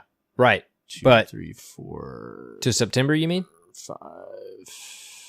Well, to this patch. To July 17th patch? 6 weeks, yeah. Yeah. And then, I mean, there will be a bunch of stuff that comes with that. Right. Yeah. And I was meaning from July to September July will be to the September, biggest break that we'll have. But still not, if you really think about it, July, August, I mean, it's like a bit over a month and a half. It's like maybe a month and a half, 2 months. I mean, at this point, we're getting cool, fun updates monthly in Destiny. So plenty to do over the summer, right? And dude, okay, just real quick, we touched on a lot of this in the stream today, but September 4th, Forsaken drops 2.0.0, gear collections, in-game triumphs, weapon slot changes, weapon randomization, mod system update, bulk shader deletion, new Crucible. I love their little nod to that too. Like they said that was the most important one on there. Granted, okay, guys, legitimate feedback. That should already be a thing that we can do. But obviously there's something going on behind the scenes. It was a little bit more complicated there, which we talked about, I believe, on one episode. New Crucible mode, 4 new Crucible map. Yes. New Crucible mode? New Crucible mode? Oh, right. That's I'm just new. immediately thinking Gambit. Yeah. Yeah. So it shouldn't be, I wouldn't think that's Gambit, right? I don't think so, because they said in the stream, like, Gambit's getting its own place in the director. Okay. Wow. Okay. I'd graze right over that. I don't think they're calling that the Crucible. I feel like you're right. Yeah. No. Remains to be mode. seen. That's interesting. Okay. 4 new Crucible maps, 200 additional vault slots. So still no long-term, like, okay, the vault isn't this thing we have to keep adding to anymore, but at least we're getting 200 additional slots because I'm assuming we're going to need them. That's a lot. So I'll take it. I mean, that's what we got with the base launch of D2, right? 200? Yeah. Right? Because we have 300. Yeah. In-game lore. That's big. New bounties. So Yep. another layer to the bounties system we're getting in July, I guess. How about this last one? Dude, thank you. Power matters in Iron Banner and Trials. Thank you. You happy about that? I am happy, dude, because I'll tell you what. I can't grind the game as fast as a lot of people do. Like, I'm still like 360 light right now with my play times and stuff, but I am a Trials player, dude. I haven't been spending as much time in it right now as normal, but I am completely okay with not being powerful enough to jump in there right away and knowing that I will be powerful enough in the weeks to come, and then going in there and knowing that my power matters. Like, there is a reason that I am close to or max light in whatever the max power level is, because it feels like there's weight to it. There's substantial. I could see now I know I play Trials is my thing. Iron Banner. Do you think power should matter? Because like Trials is like, okay, Trials is Trials. Like power I think matters. so. Think so? It was the original Power Matters event. It did. Yep, exactly. And I think it's a reason for people to exercise their gear check and make you wear the best gear and your best stuff. You know, I mean, I was just, I was looking, it was funny because as I've been powering up, I have certain weapons that I only use in the Crucible, and I don't have to power any of them up. They have ones that are like 300 light and this and that. I'm like, well, I don't care about that. I just use that in the Crucible. It has since they made that change. It feels just, I mean, there's just no substance there. It doesn't matter. And it always did before. And maybe to new players to Destiny 2, they didn't know what it felt like before. There's not enough that makes it matter. And adding things like Trials and Iron Banner back to the list of reasons why power does matter gives that more substance across the board. Right. Yep. And yeah, I'm excited to see this back, and I'm pumped. Again, feedback from the community. I mean, the community's been mentioning this forever. Now, I did immediately think today, you remember back when power did matter, and the topic of conversation was always, how much does power really matter? Yeah. and people would like break down the drop off and everything. So now I'm like wondering if that'll come back. It was never significant when you could spring to max light so fast. Mm-hmm. But think about how it slowed down. Oh man. And how much it could matter over the long term. Mm-hmm. Well, because there's still that base requirement power level you have to meet, right? They usually would do. I think there's still in the I think is there still now a power level requirement to get in trials? They changed it a while back when they started the expansions that now I think you just have to be a certain level and have completed like a certain milestone or quest or something to do that. But I imagine some of that's going to change now. You know, I remember. You're right, man. Like the power level grind right now, like it's fun and intense, and you might not be ready for a little bit. Man, I remember back in the day when we'd load in and we'd see somebody that was like 20 back in the day, light level, less than us, and I shred this dude. Yeah, and we're like, I'm gonna body shot them with the sniper I'm using, dude. Like this is gonna be crazy. Yeah. It just adds a cool layer, a cool dynamic to it, you know, and I think it's cool, man. Just more substantial. I don't think it ever should have gone the way. Yeah. And I think doing that was trying to make things accessible, and I don't think it was a big enough payoff because the fact is the people that do those activities are the people that play the game enough for power to matter. Right. I mean, I'm not saying that people don't specialize and they don't just play certain stuff, but you know, you got a whole game of all types of different activities. Like, you know, you're gonna have to play it. Sorry. Yeah. It's just part of it. Yeah. There's stuff that you may not want to tackle, and that's cool. But you know, part of this type of game is the gear and the power and that whole grind, you know. And when you take that away, there's not a whole lot of incentive left. Takes away a little bit of the magic. It takes away a lot of it, unfortunately. Mm-hmm. It just goes to show the engagement right now with the game compared to where it was like a few months ago. Right. Where people are like, yeah, I've played more in the past week than I did for the past 9 months, you know? Because there's something to chase. There's reward, there's progression, and those are the kinds of things that matter in this type of game. You can't make a gear game a looter shooter without that type of progression. It doesn't work. Yep. And they basically, you know, they mentioned that too in the interview on Crucible Radio. They're like, we were pumped about Destiny 2 and what we thought we were understanding the feedback, but we just didn't do it right, and we misunderstood. Like, we heard you guys saying, like, why is it taking me so long to get this drop, yada yada yada, and it appeared as though they made it a more casual game, but they've realized, like, no, we liked all this stuff. We may have complained, but we like the grind. We like chasing stuff. We like Power Matters. We like yes, bring it all back. Yep. Bring it all back. So, dude, it's looking great, man. September's looking good. They still got to deliver. We still got a lot to learn, a lot to hear about, and ultimately actually playing and seeing how it feels.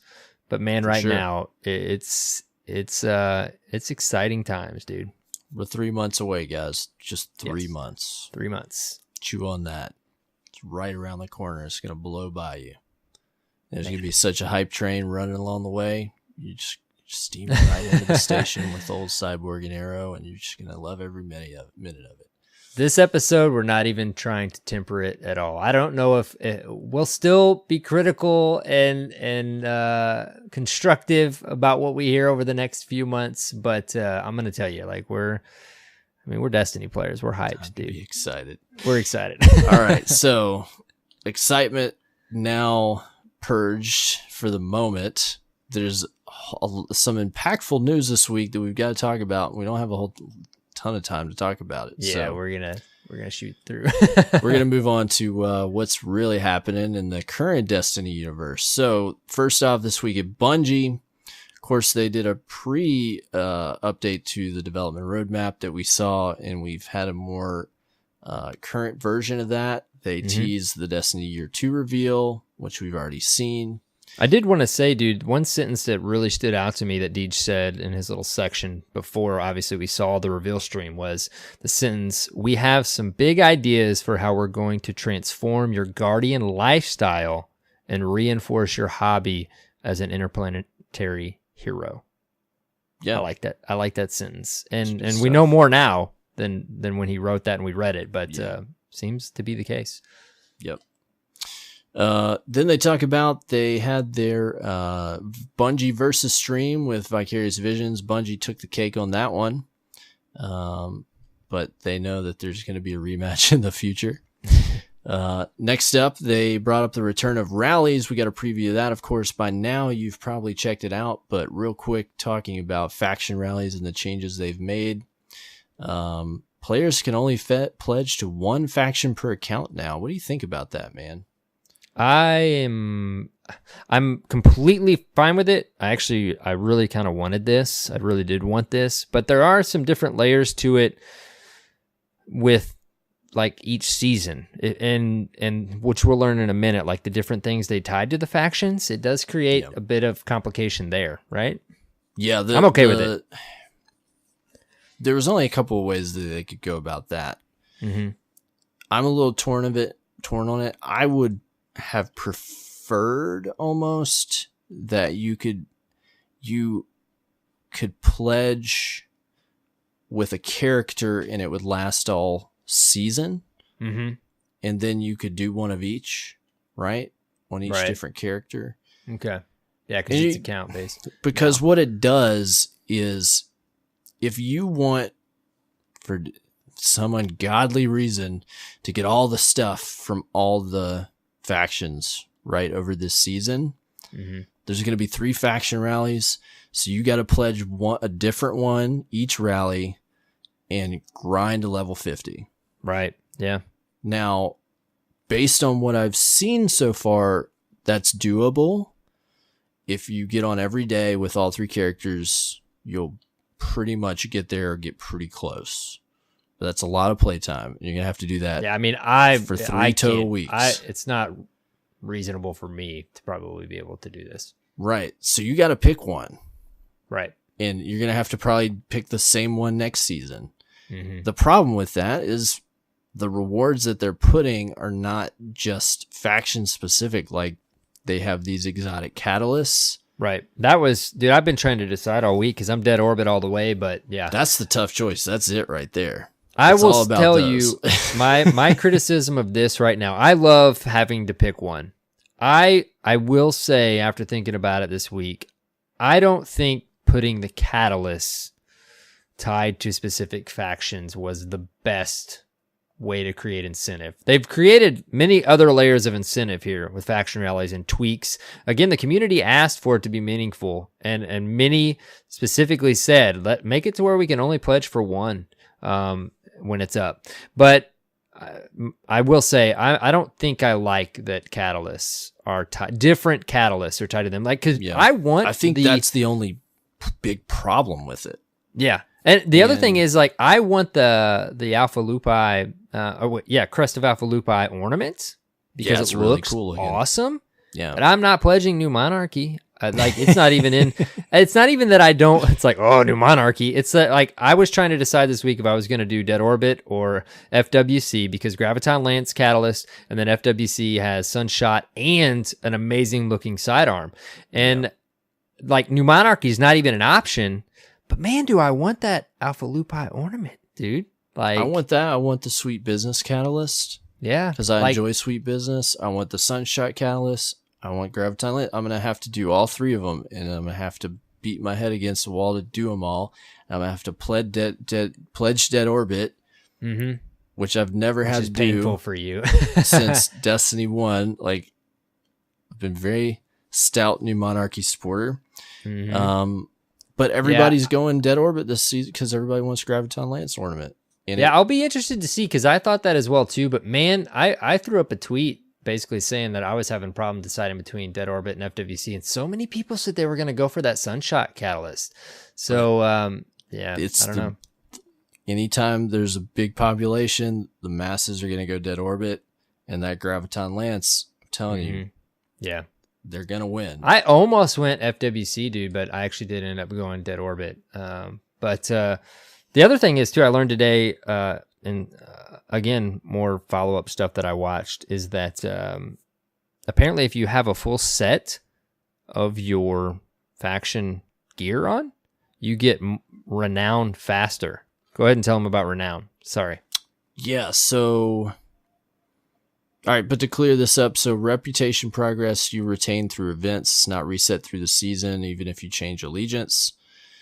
And we've got unique rewards from each faction. There's going to be 3 of them. And we talked about some of those different rewards. There's also the Eye of Another World ornament from Dead Orbit, the Knucklehead Radar ornament from Future War Cult. My final thought, too, is on the Catalyst. Yes, I'm completely on board with, sorry, you're not going to be able to get everything in the game. Like, I'm totally fine with that. There's still things that I want right now that I don't know that I'm going to be able to get. The Catalysts just feel a little different because they're catalyst to exotics in the game. And it's a layer of grinding that we all get.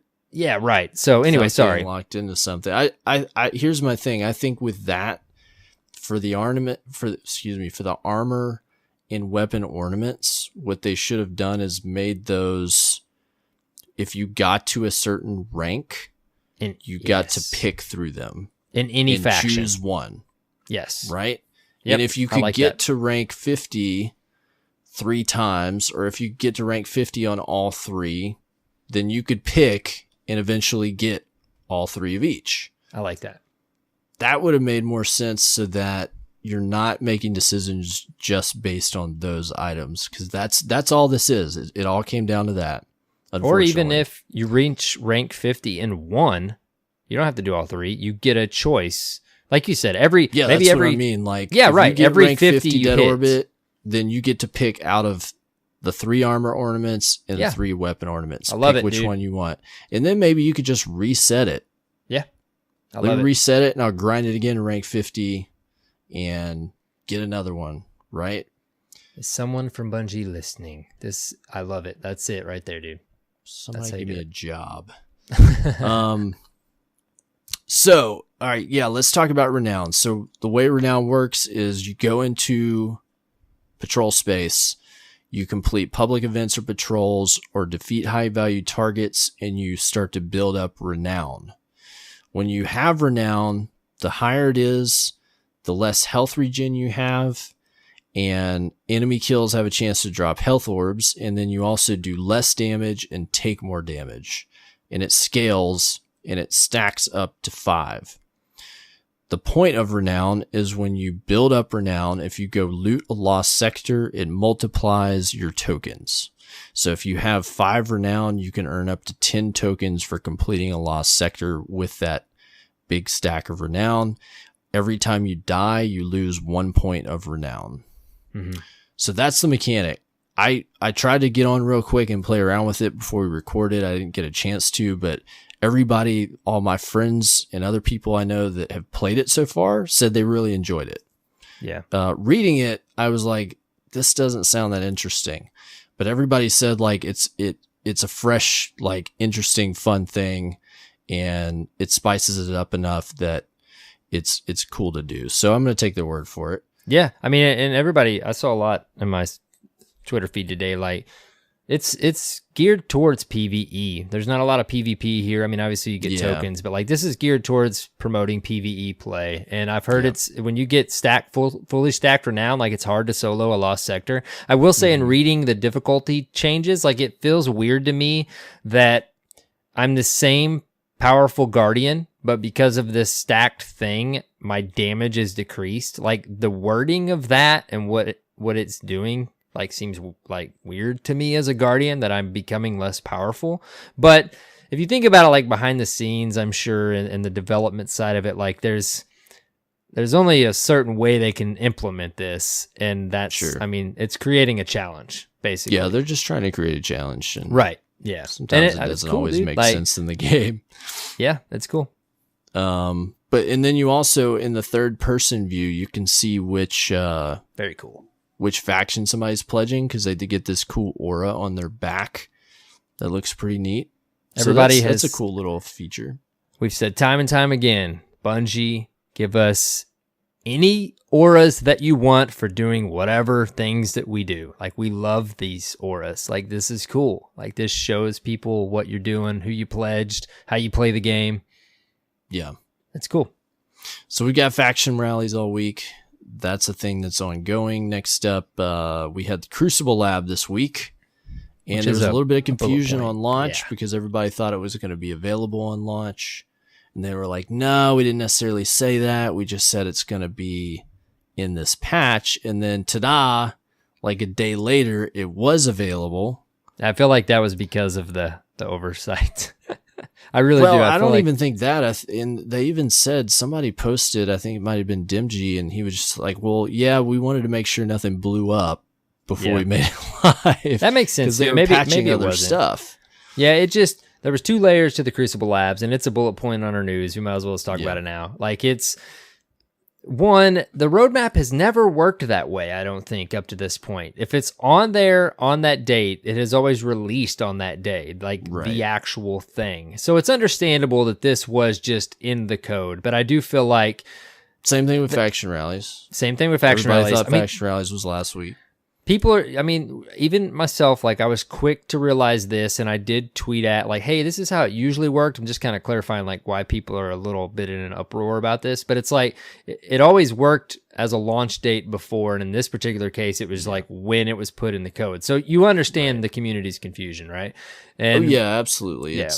It's just came down to they probably should have, said somewhere along the way, like, this is when it pushes out, and this is when it comes live. Yeah, right. And and you have to. There's a lot that they have to consider. There's so much stuff, dude. It was an oversight. Yeah, you want to be understanding of all the stuff they have to think about, all the way down to this, and it's just one of those things. So duly noted on their part. There's that part of it, and then there's the other part of what Crucible Labs is that I feel as well was a little bit of an oversight and communication over what Crucible Labs is, because first they very quickly said, hey, there's Crucible Labs coming and we're going to talk about it. And then they talk about it and they said, so Crucible Labs is going to be where we allow you to try stuff. And they were so vague that everybody kind of ran with it, like, oh, this is going to be a private test realm. And then we're going to be able, we were even talking about, we thought it was going to be a separate game client, and they could test out all kinds of changes to the sandbox. That was what everybody was expecting. And then we find out, no, it's just try modes out. Like Hamrick tweeted out why sandbox. They very clearly, for right now, and it seemed like indefinitely, like, Crucible Labs is not for sandbox, and Hamrick tweeted out why it is not. That is basically they can only in that mode they could only basically like loosely simulate changes to the sandbox, but in order to actually do that, they would have to change the code of the live game, right? And that would not suit its purpose. And that's why we thought it was going to be an extra game client. That was what I assumed. Now, they did mention in the Crucible radio interview, they said, look, we understand, like, this is not the final answer to what people want in a PTR.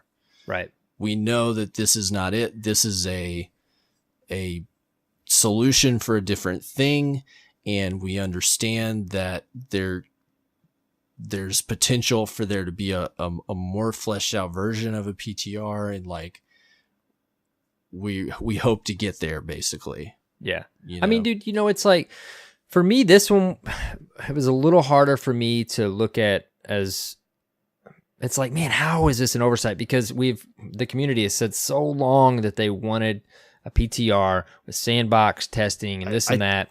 I think it comes down to they pushed it out so fast. Right, yeah. And I feel like of course, dude, like, their intentions are good. Like, it's not like they were trying to deceive us or anything. I was like, dude, okay, they know we want a PTR. Like, Crucible Labs, that's what it sounds like. Like, okay, how did they not clarify this? It would have created such less confusion about what it is. Now, ultimately, again, their intentions are good. If they could have said something in that initial chat about the Crucible Labs, if Derek Carroll mentioned it, that it's, oh, guys, it's just for modes, it would have been a little less, of a uproar, if you will. But ultimately, as a community, it's cool to hear that they understand we want a sandbox PTR. And I'm going to be honest, dude, like Crucible Labs, once the dust settles, right now, Crucible Labs is cool, man. Like I want anything like this. I want to test game modes. Like I don't want it to come out in a patch and it's in the game for 6 months. Like I want to test game modes. It has no merit on its own. It's just that when you don't communicate enough what something is and isn't, right, then you ultimately allow people to decide for themselves and speculate, and we assume and set themselves up. Yeah, you let people assume, then you're shooting yourself in the foot.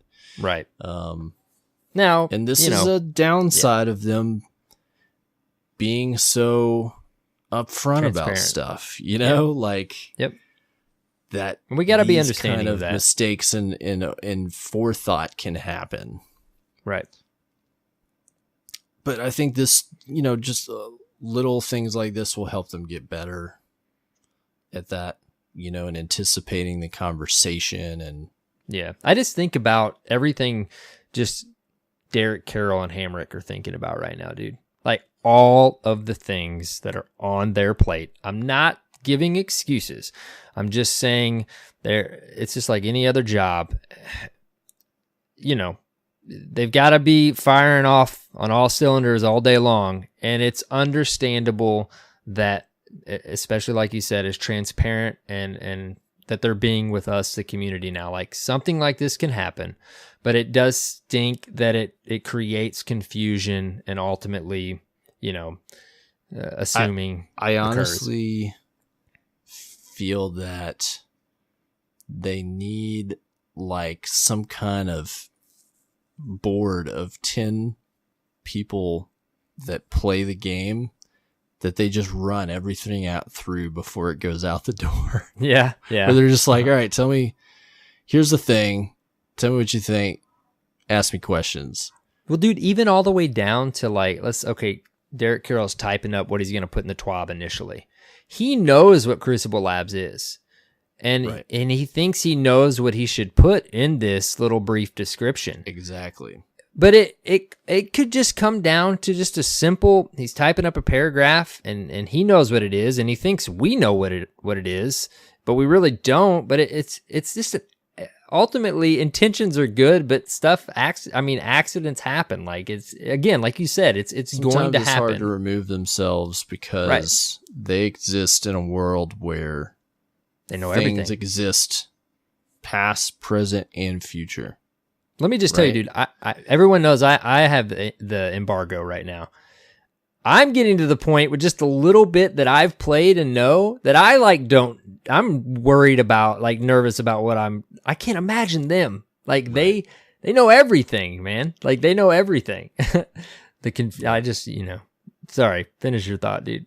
No, I mean, but that's just to my point. Like, not even totally just being careful about what's said, but processing how to say things and talk about things and be in the headspace of the consumer, of the player. Exactly. Can be difficult. And for something as simple as Crucible Labs, where obviously this has been in development for a little while, they decided to push it out. They didn't talk about it a whole lot ahead of time, maybe a week or two. So they started the conversation very quickly, said very generally what it was going to be, and then just pushed it out, and it was what it was. But there was enough time where they didn't talk it. They didn't have enough time to talk about it in detail before people kind of ran away with it, Mm-hmm. Yeah.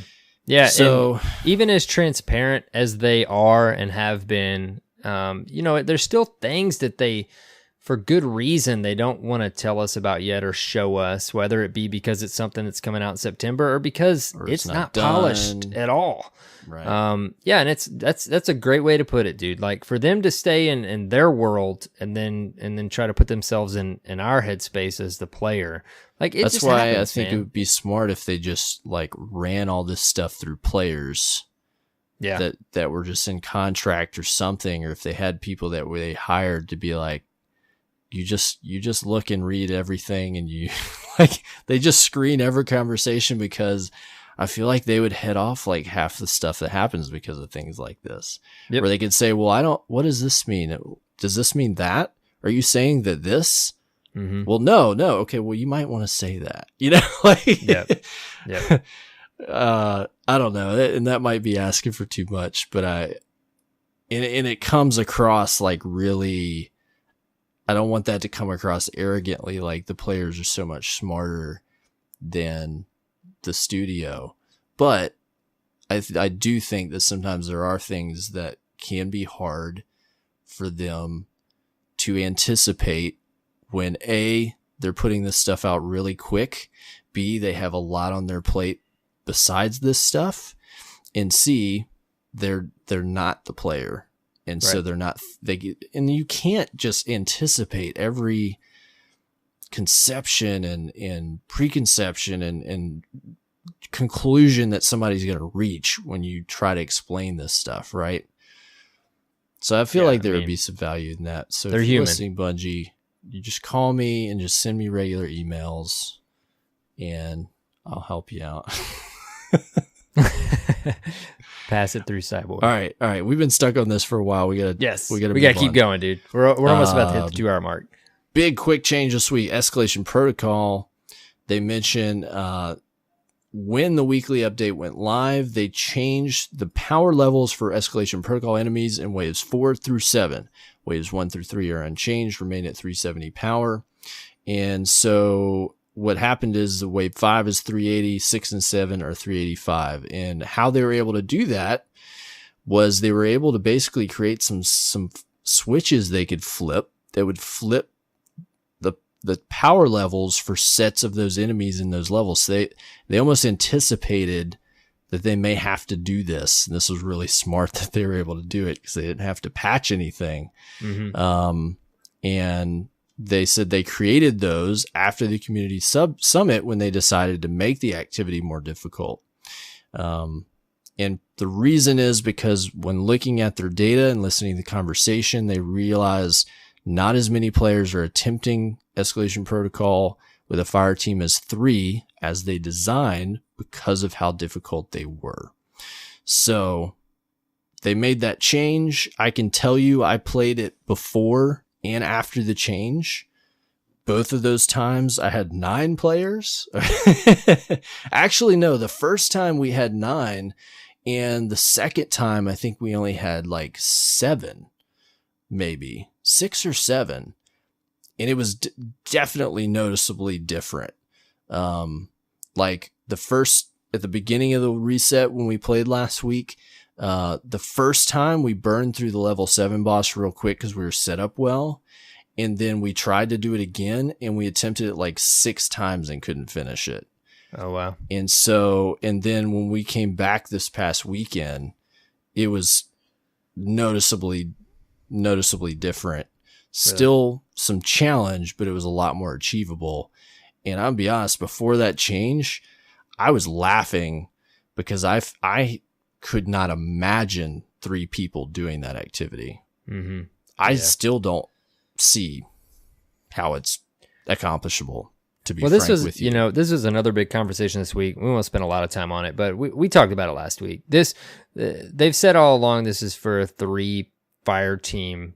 Yeah. Max power level, challenging in-game activity, sprinkle in some blueberries that are out in the public event, maybe to help out a little bit. And this change was reflecting that. And it's not that it's, a lot of the feedback was they made it easier. That wasn't the answer. I agree to everyone. A lot of people think this. At some point in Destiny, it would be awesome to get a 6 to 9 fire team event with matchmaking, a 6-player patrol made for that. 6 man, 6 guardian patrol, fire team, group up, able to do it just like you can in a raid, go to a public space and have an event like this. But for now, this was geared towards a 3-player, 3-fire team, activity. So it makes sense, right? So I want to just throw this out there. But what if that happens in Forsaken?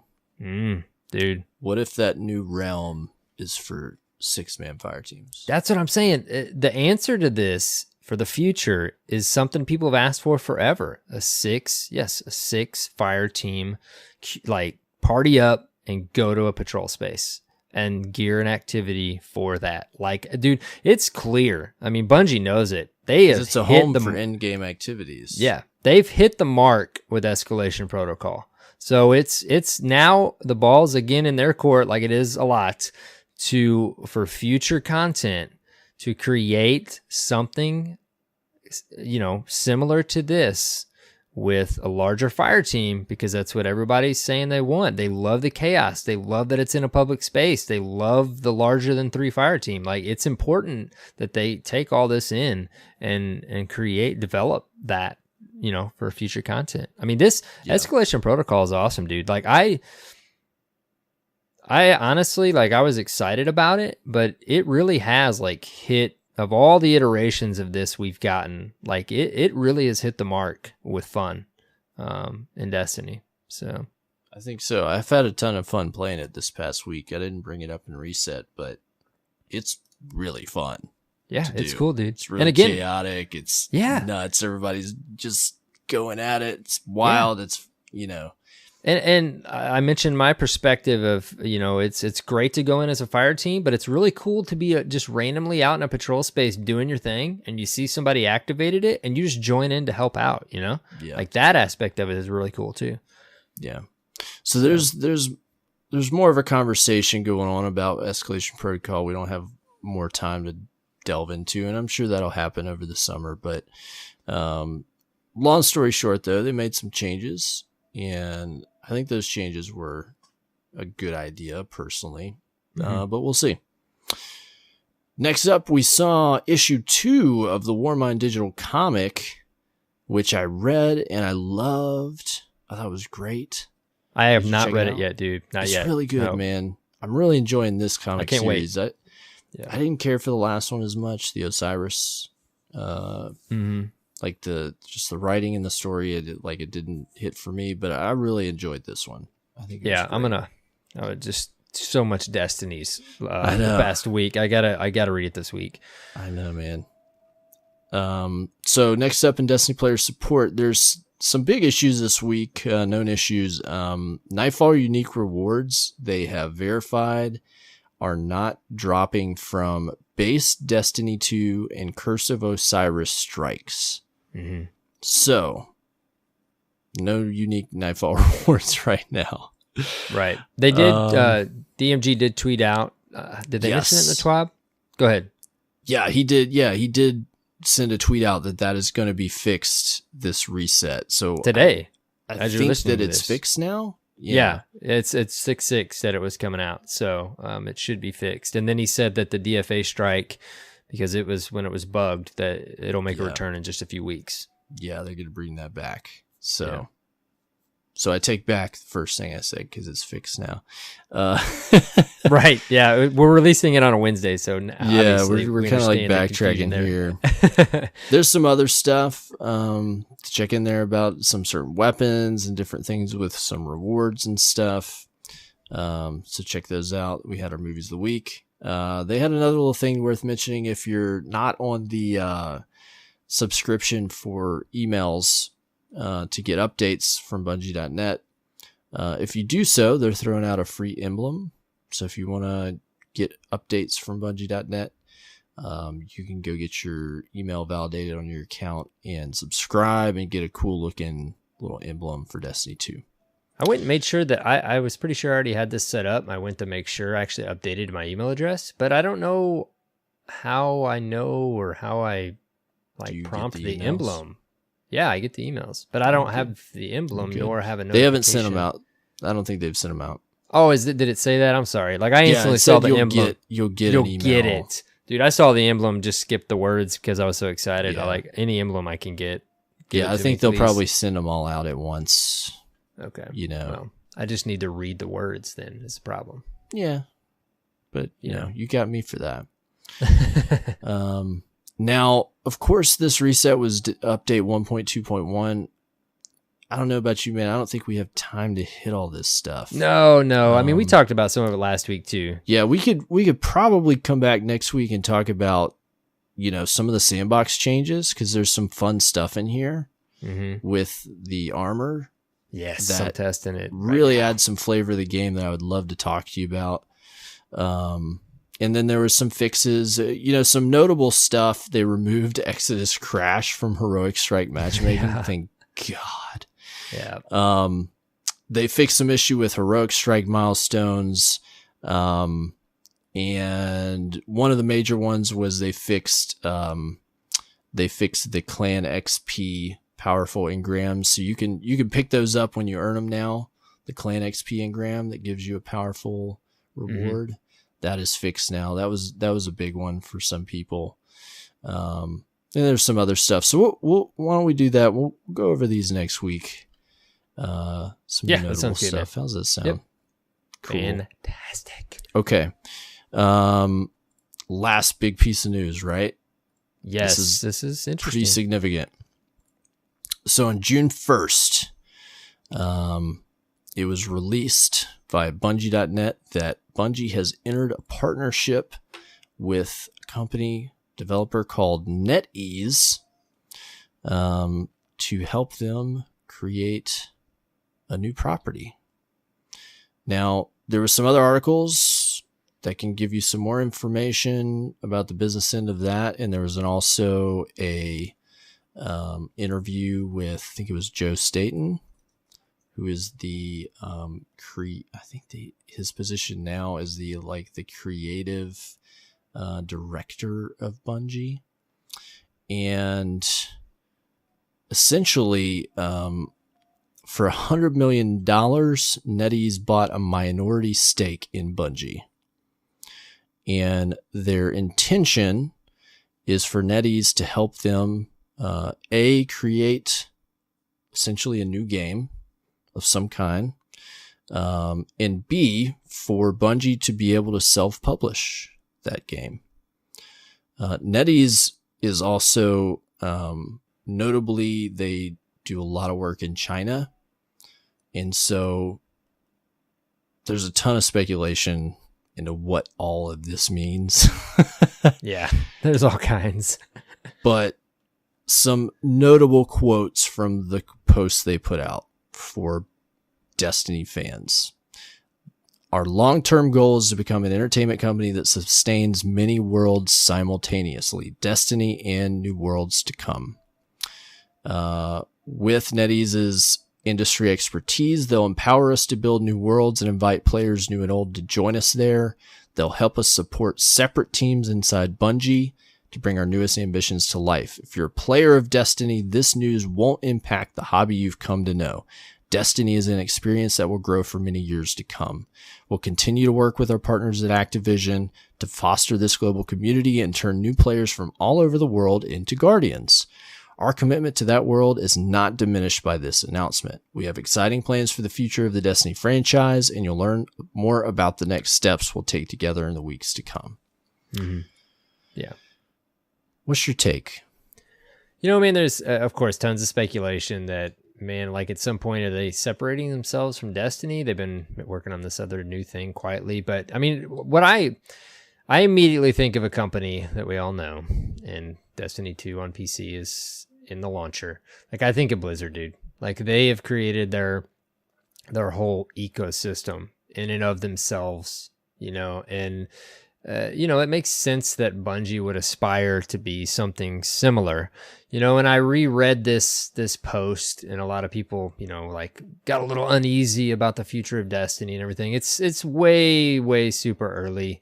It's understandable, but it's super early for anything like that. And when I reread this partnership announcement, you know, it was really important to me that this is from Bungie, and the amount of sentences in here of we plan to, we are going to, you know, Destiny is basically like Destiny's not going anywhere, you know. And you know what, I'm not gonna be uneasy for the time being, and I'm gonna take it, you know, for what they're telling us it is, you know. Yeah. So My take is optimistic on this.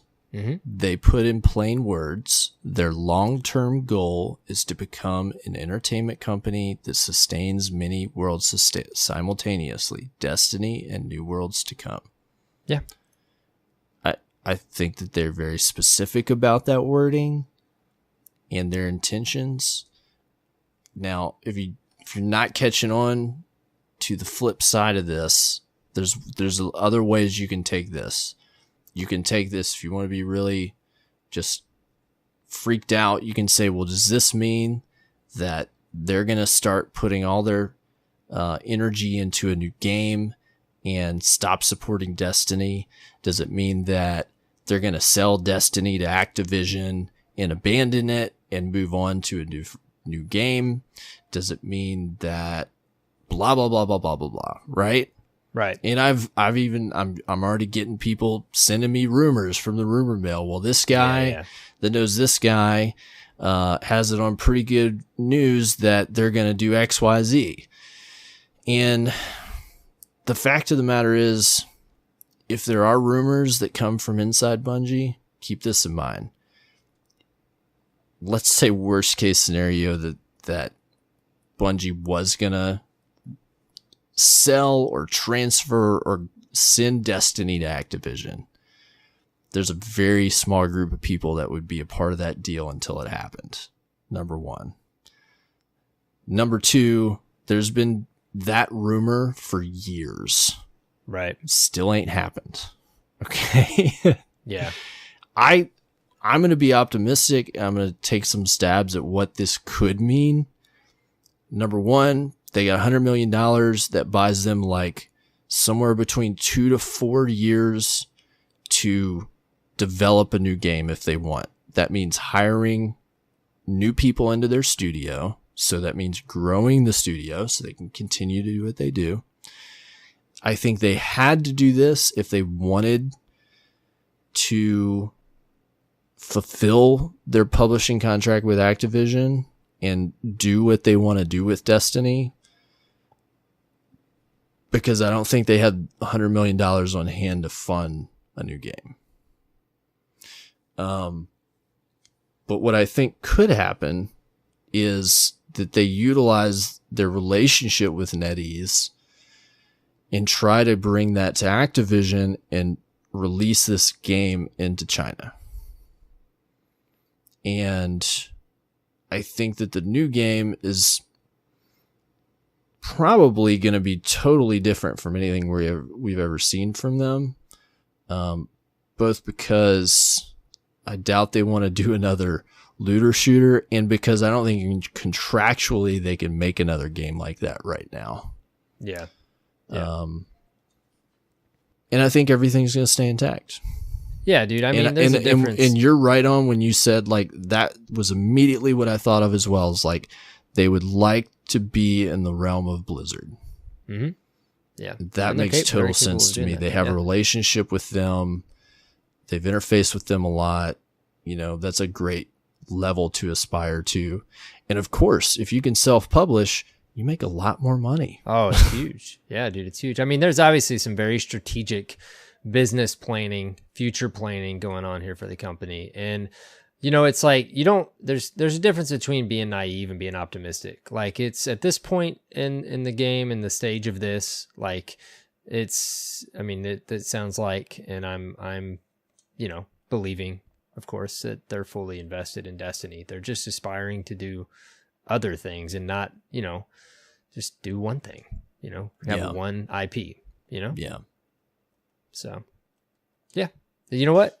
Right now, it's a good thing. It's cool.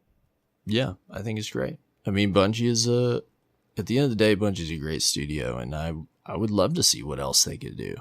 Mm-hmm. You know, I mean, we've fallen in love with Destiny, but I've always loved everything Bungie's put out. So I'd love to see what other kind of games they can make Mm-hmm. that maybe we'd like as well. Yeah. You know, and just like briefly, I watched a YouTube video this week. I'm totally blanking on whose channel it was. I'm sorry, I can't give you props to it, but they reminded me of something we did learn way back, that when they were at the drawing boards of Destiny, like they didn't know if it was going to be role playing. They didn't know if it was going to be another FPS. We kind of met in the middle. So like you said earlier, there's no telling what this new game could be, right? I mean, it could be super RPG. Like, who knows? They could right? start making mobile games for all we know. I mean, who knows? Yeah. I mean, who knows? We don't. So we'll see one day, I'm sure. But I think it's down the road. It's further down the horizon than I think most people might realize. Yeah. So ways. All right. Normally we would have some Dirt Fam discourse, but we've run so long. I think. What do you think? We should save it for next week. We have some emails banked, some guys. Emails we hope you enjoy this even long episode for us, but we will save them for next week. Yeah, we'll come back to them. Normally we'd have some patron shout-outs. I don't think we have any new patrons this week. We did actually get one this week. We just haven't got a response back to confirm the gamer tag. So thank you. Thank you. Whomever you are. Yes. Go check your messages on Patreon if you recently became a patron. Yeah, real quick, go check out patreon.com/Destiny Reset, where as little for $1 a month, you can support the production budget of our show and provide for things like hosting fees and equipment and all the things that goes into creating this podcast for you week after week. We appreciate all of our patrons, and they get cool benefits and rewards. So go check it out, our Patreon. And thank you again to everyone that continues to give month after month. You are awesome. Thank you so much, Guardians. Where can people find you, man? You guys can find me, I'm still trying to get used to this, on Twitter, YouTube, and Twitch at AER0KNIGHT with a 0. What about you, dude? Simple. Yes. You can find me at CyborgSasquatch on Twitter and Mixer. And then finally, you can find us at Destiny Reset on Twitter. You can follow us on the web, www.destinyresetpodcast.com. You can email us or speakpipe us, destinyresetpodcast@gmail.com or speakpipe.com/destinyreset if you'd like to send us a message, email, feedback, or sound off on what you think about Forsaken. We'd love to hear your opinions. Please send them our ways. If you are on Apple Podcasts, thank you for your reviews. I think we have a new one. Yes, we got a new 5 out of 5, no written, but that's okay. Guardian, we'll thank you so much for the review. Yeah, we appreciate it. Yeah, and if you're on Apple Podcasts /iTunes, whatever you want to call it, if you're on an iDevice, please go leave us a review, even if it's as simple as leaving some stars, because that helps us get seen by more people listening, looking for Destiny podcasts, want to hear about all the fun stuff going on in the Destiny universe. That helps us get ahead of the pack. So thank you to all exciting time. Who've helped us. Yeah, and just a heads up, I don't know that we've said this in a really long time. We're on iTunes, we're on Stitcher, we're on Google Play, and somebody tweeted us this week. We are looking into getting the show on Spotify. It takes you have to submit it, and they have to manually review that. It takes a little while, but we're going to be on there soon. Yes. We're trying to figure that out. So, hey, dude, we cannot get through this episode without talking about our tweets we did today for just like literally 30 seconds.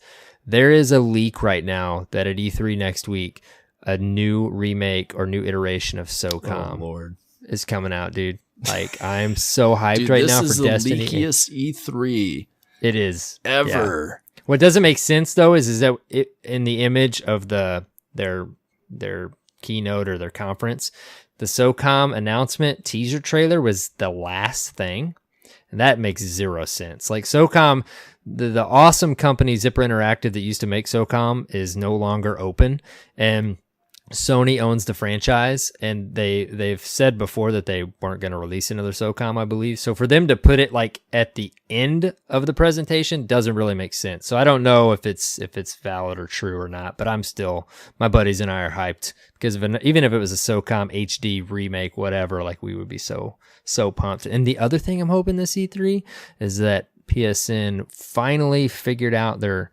whatever's going on in the back end, and they let us pay to change our gamer tags. That's your hope? Yes. I know you got a little E3 episode going on with splash damage, but yeah, who knows? Everybody's wanted that every year, and it still hasn't happened to this point. And my gamer tag's fine. I just have a couple extra characters on the front and the back. I mean, gamers know what I'm talking about. So who knows, dude? I don't know that we're gonna get it, but you can always be hopeful, right?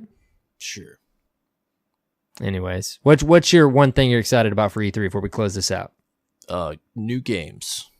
Just period. New games. Yep, there's too much. I literally did a pre-E3 episode for Splash Damage, and it's all out of my system now, so I'm just going to wait. Just wait. Just wait it out. It's so close. We had nothing more to speculate on. That works. Understandable. Go listen to that episode. Is it already live? It is right now. Yes, it is. Splash Damage episode 31. 31. Go listen to Cyborg's E3 stuffs. Right. All right, guys. Speculation. Yes. We've covered all the things. Holy cow, so many things. It's an exciting time. Many months of excitement. So anyways, until next week, have fun playing Destiny 2 and take care, Guardians.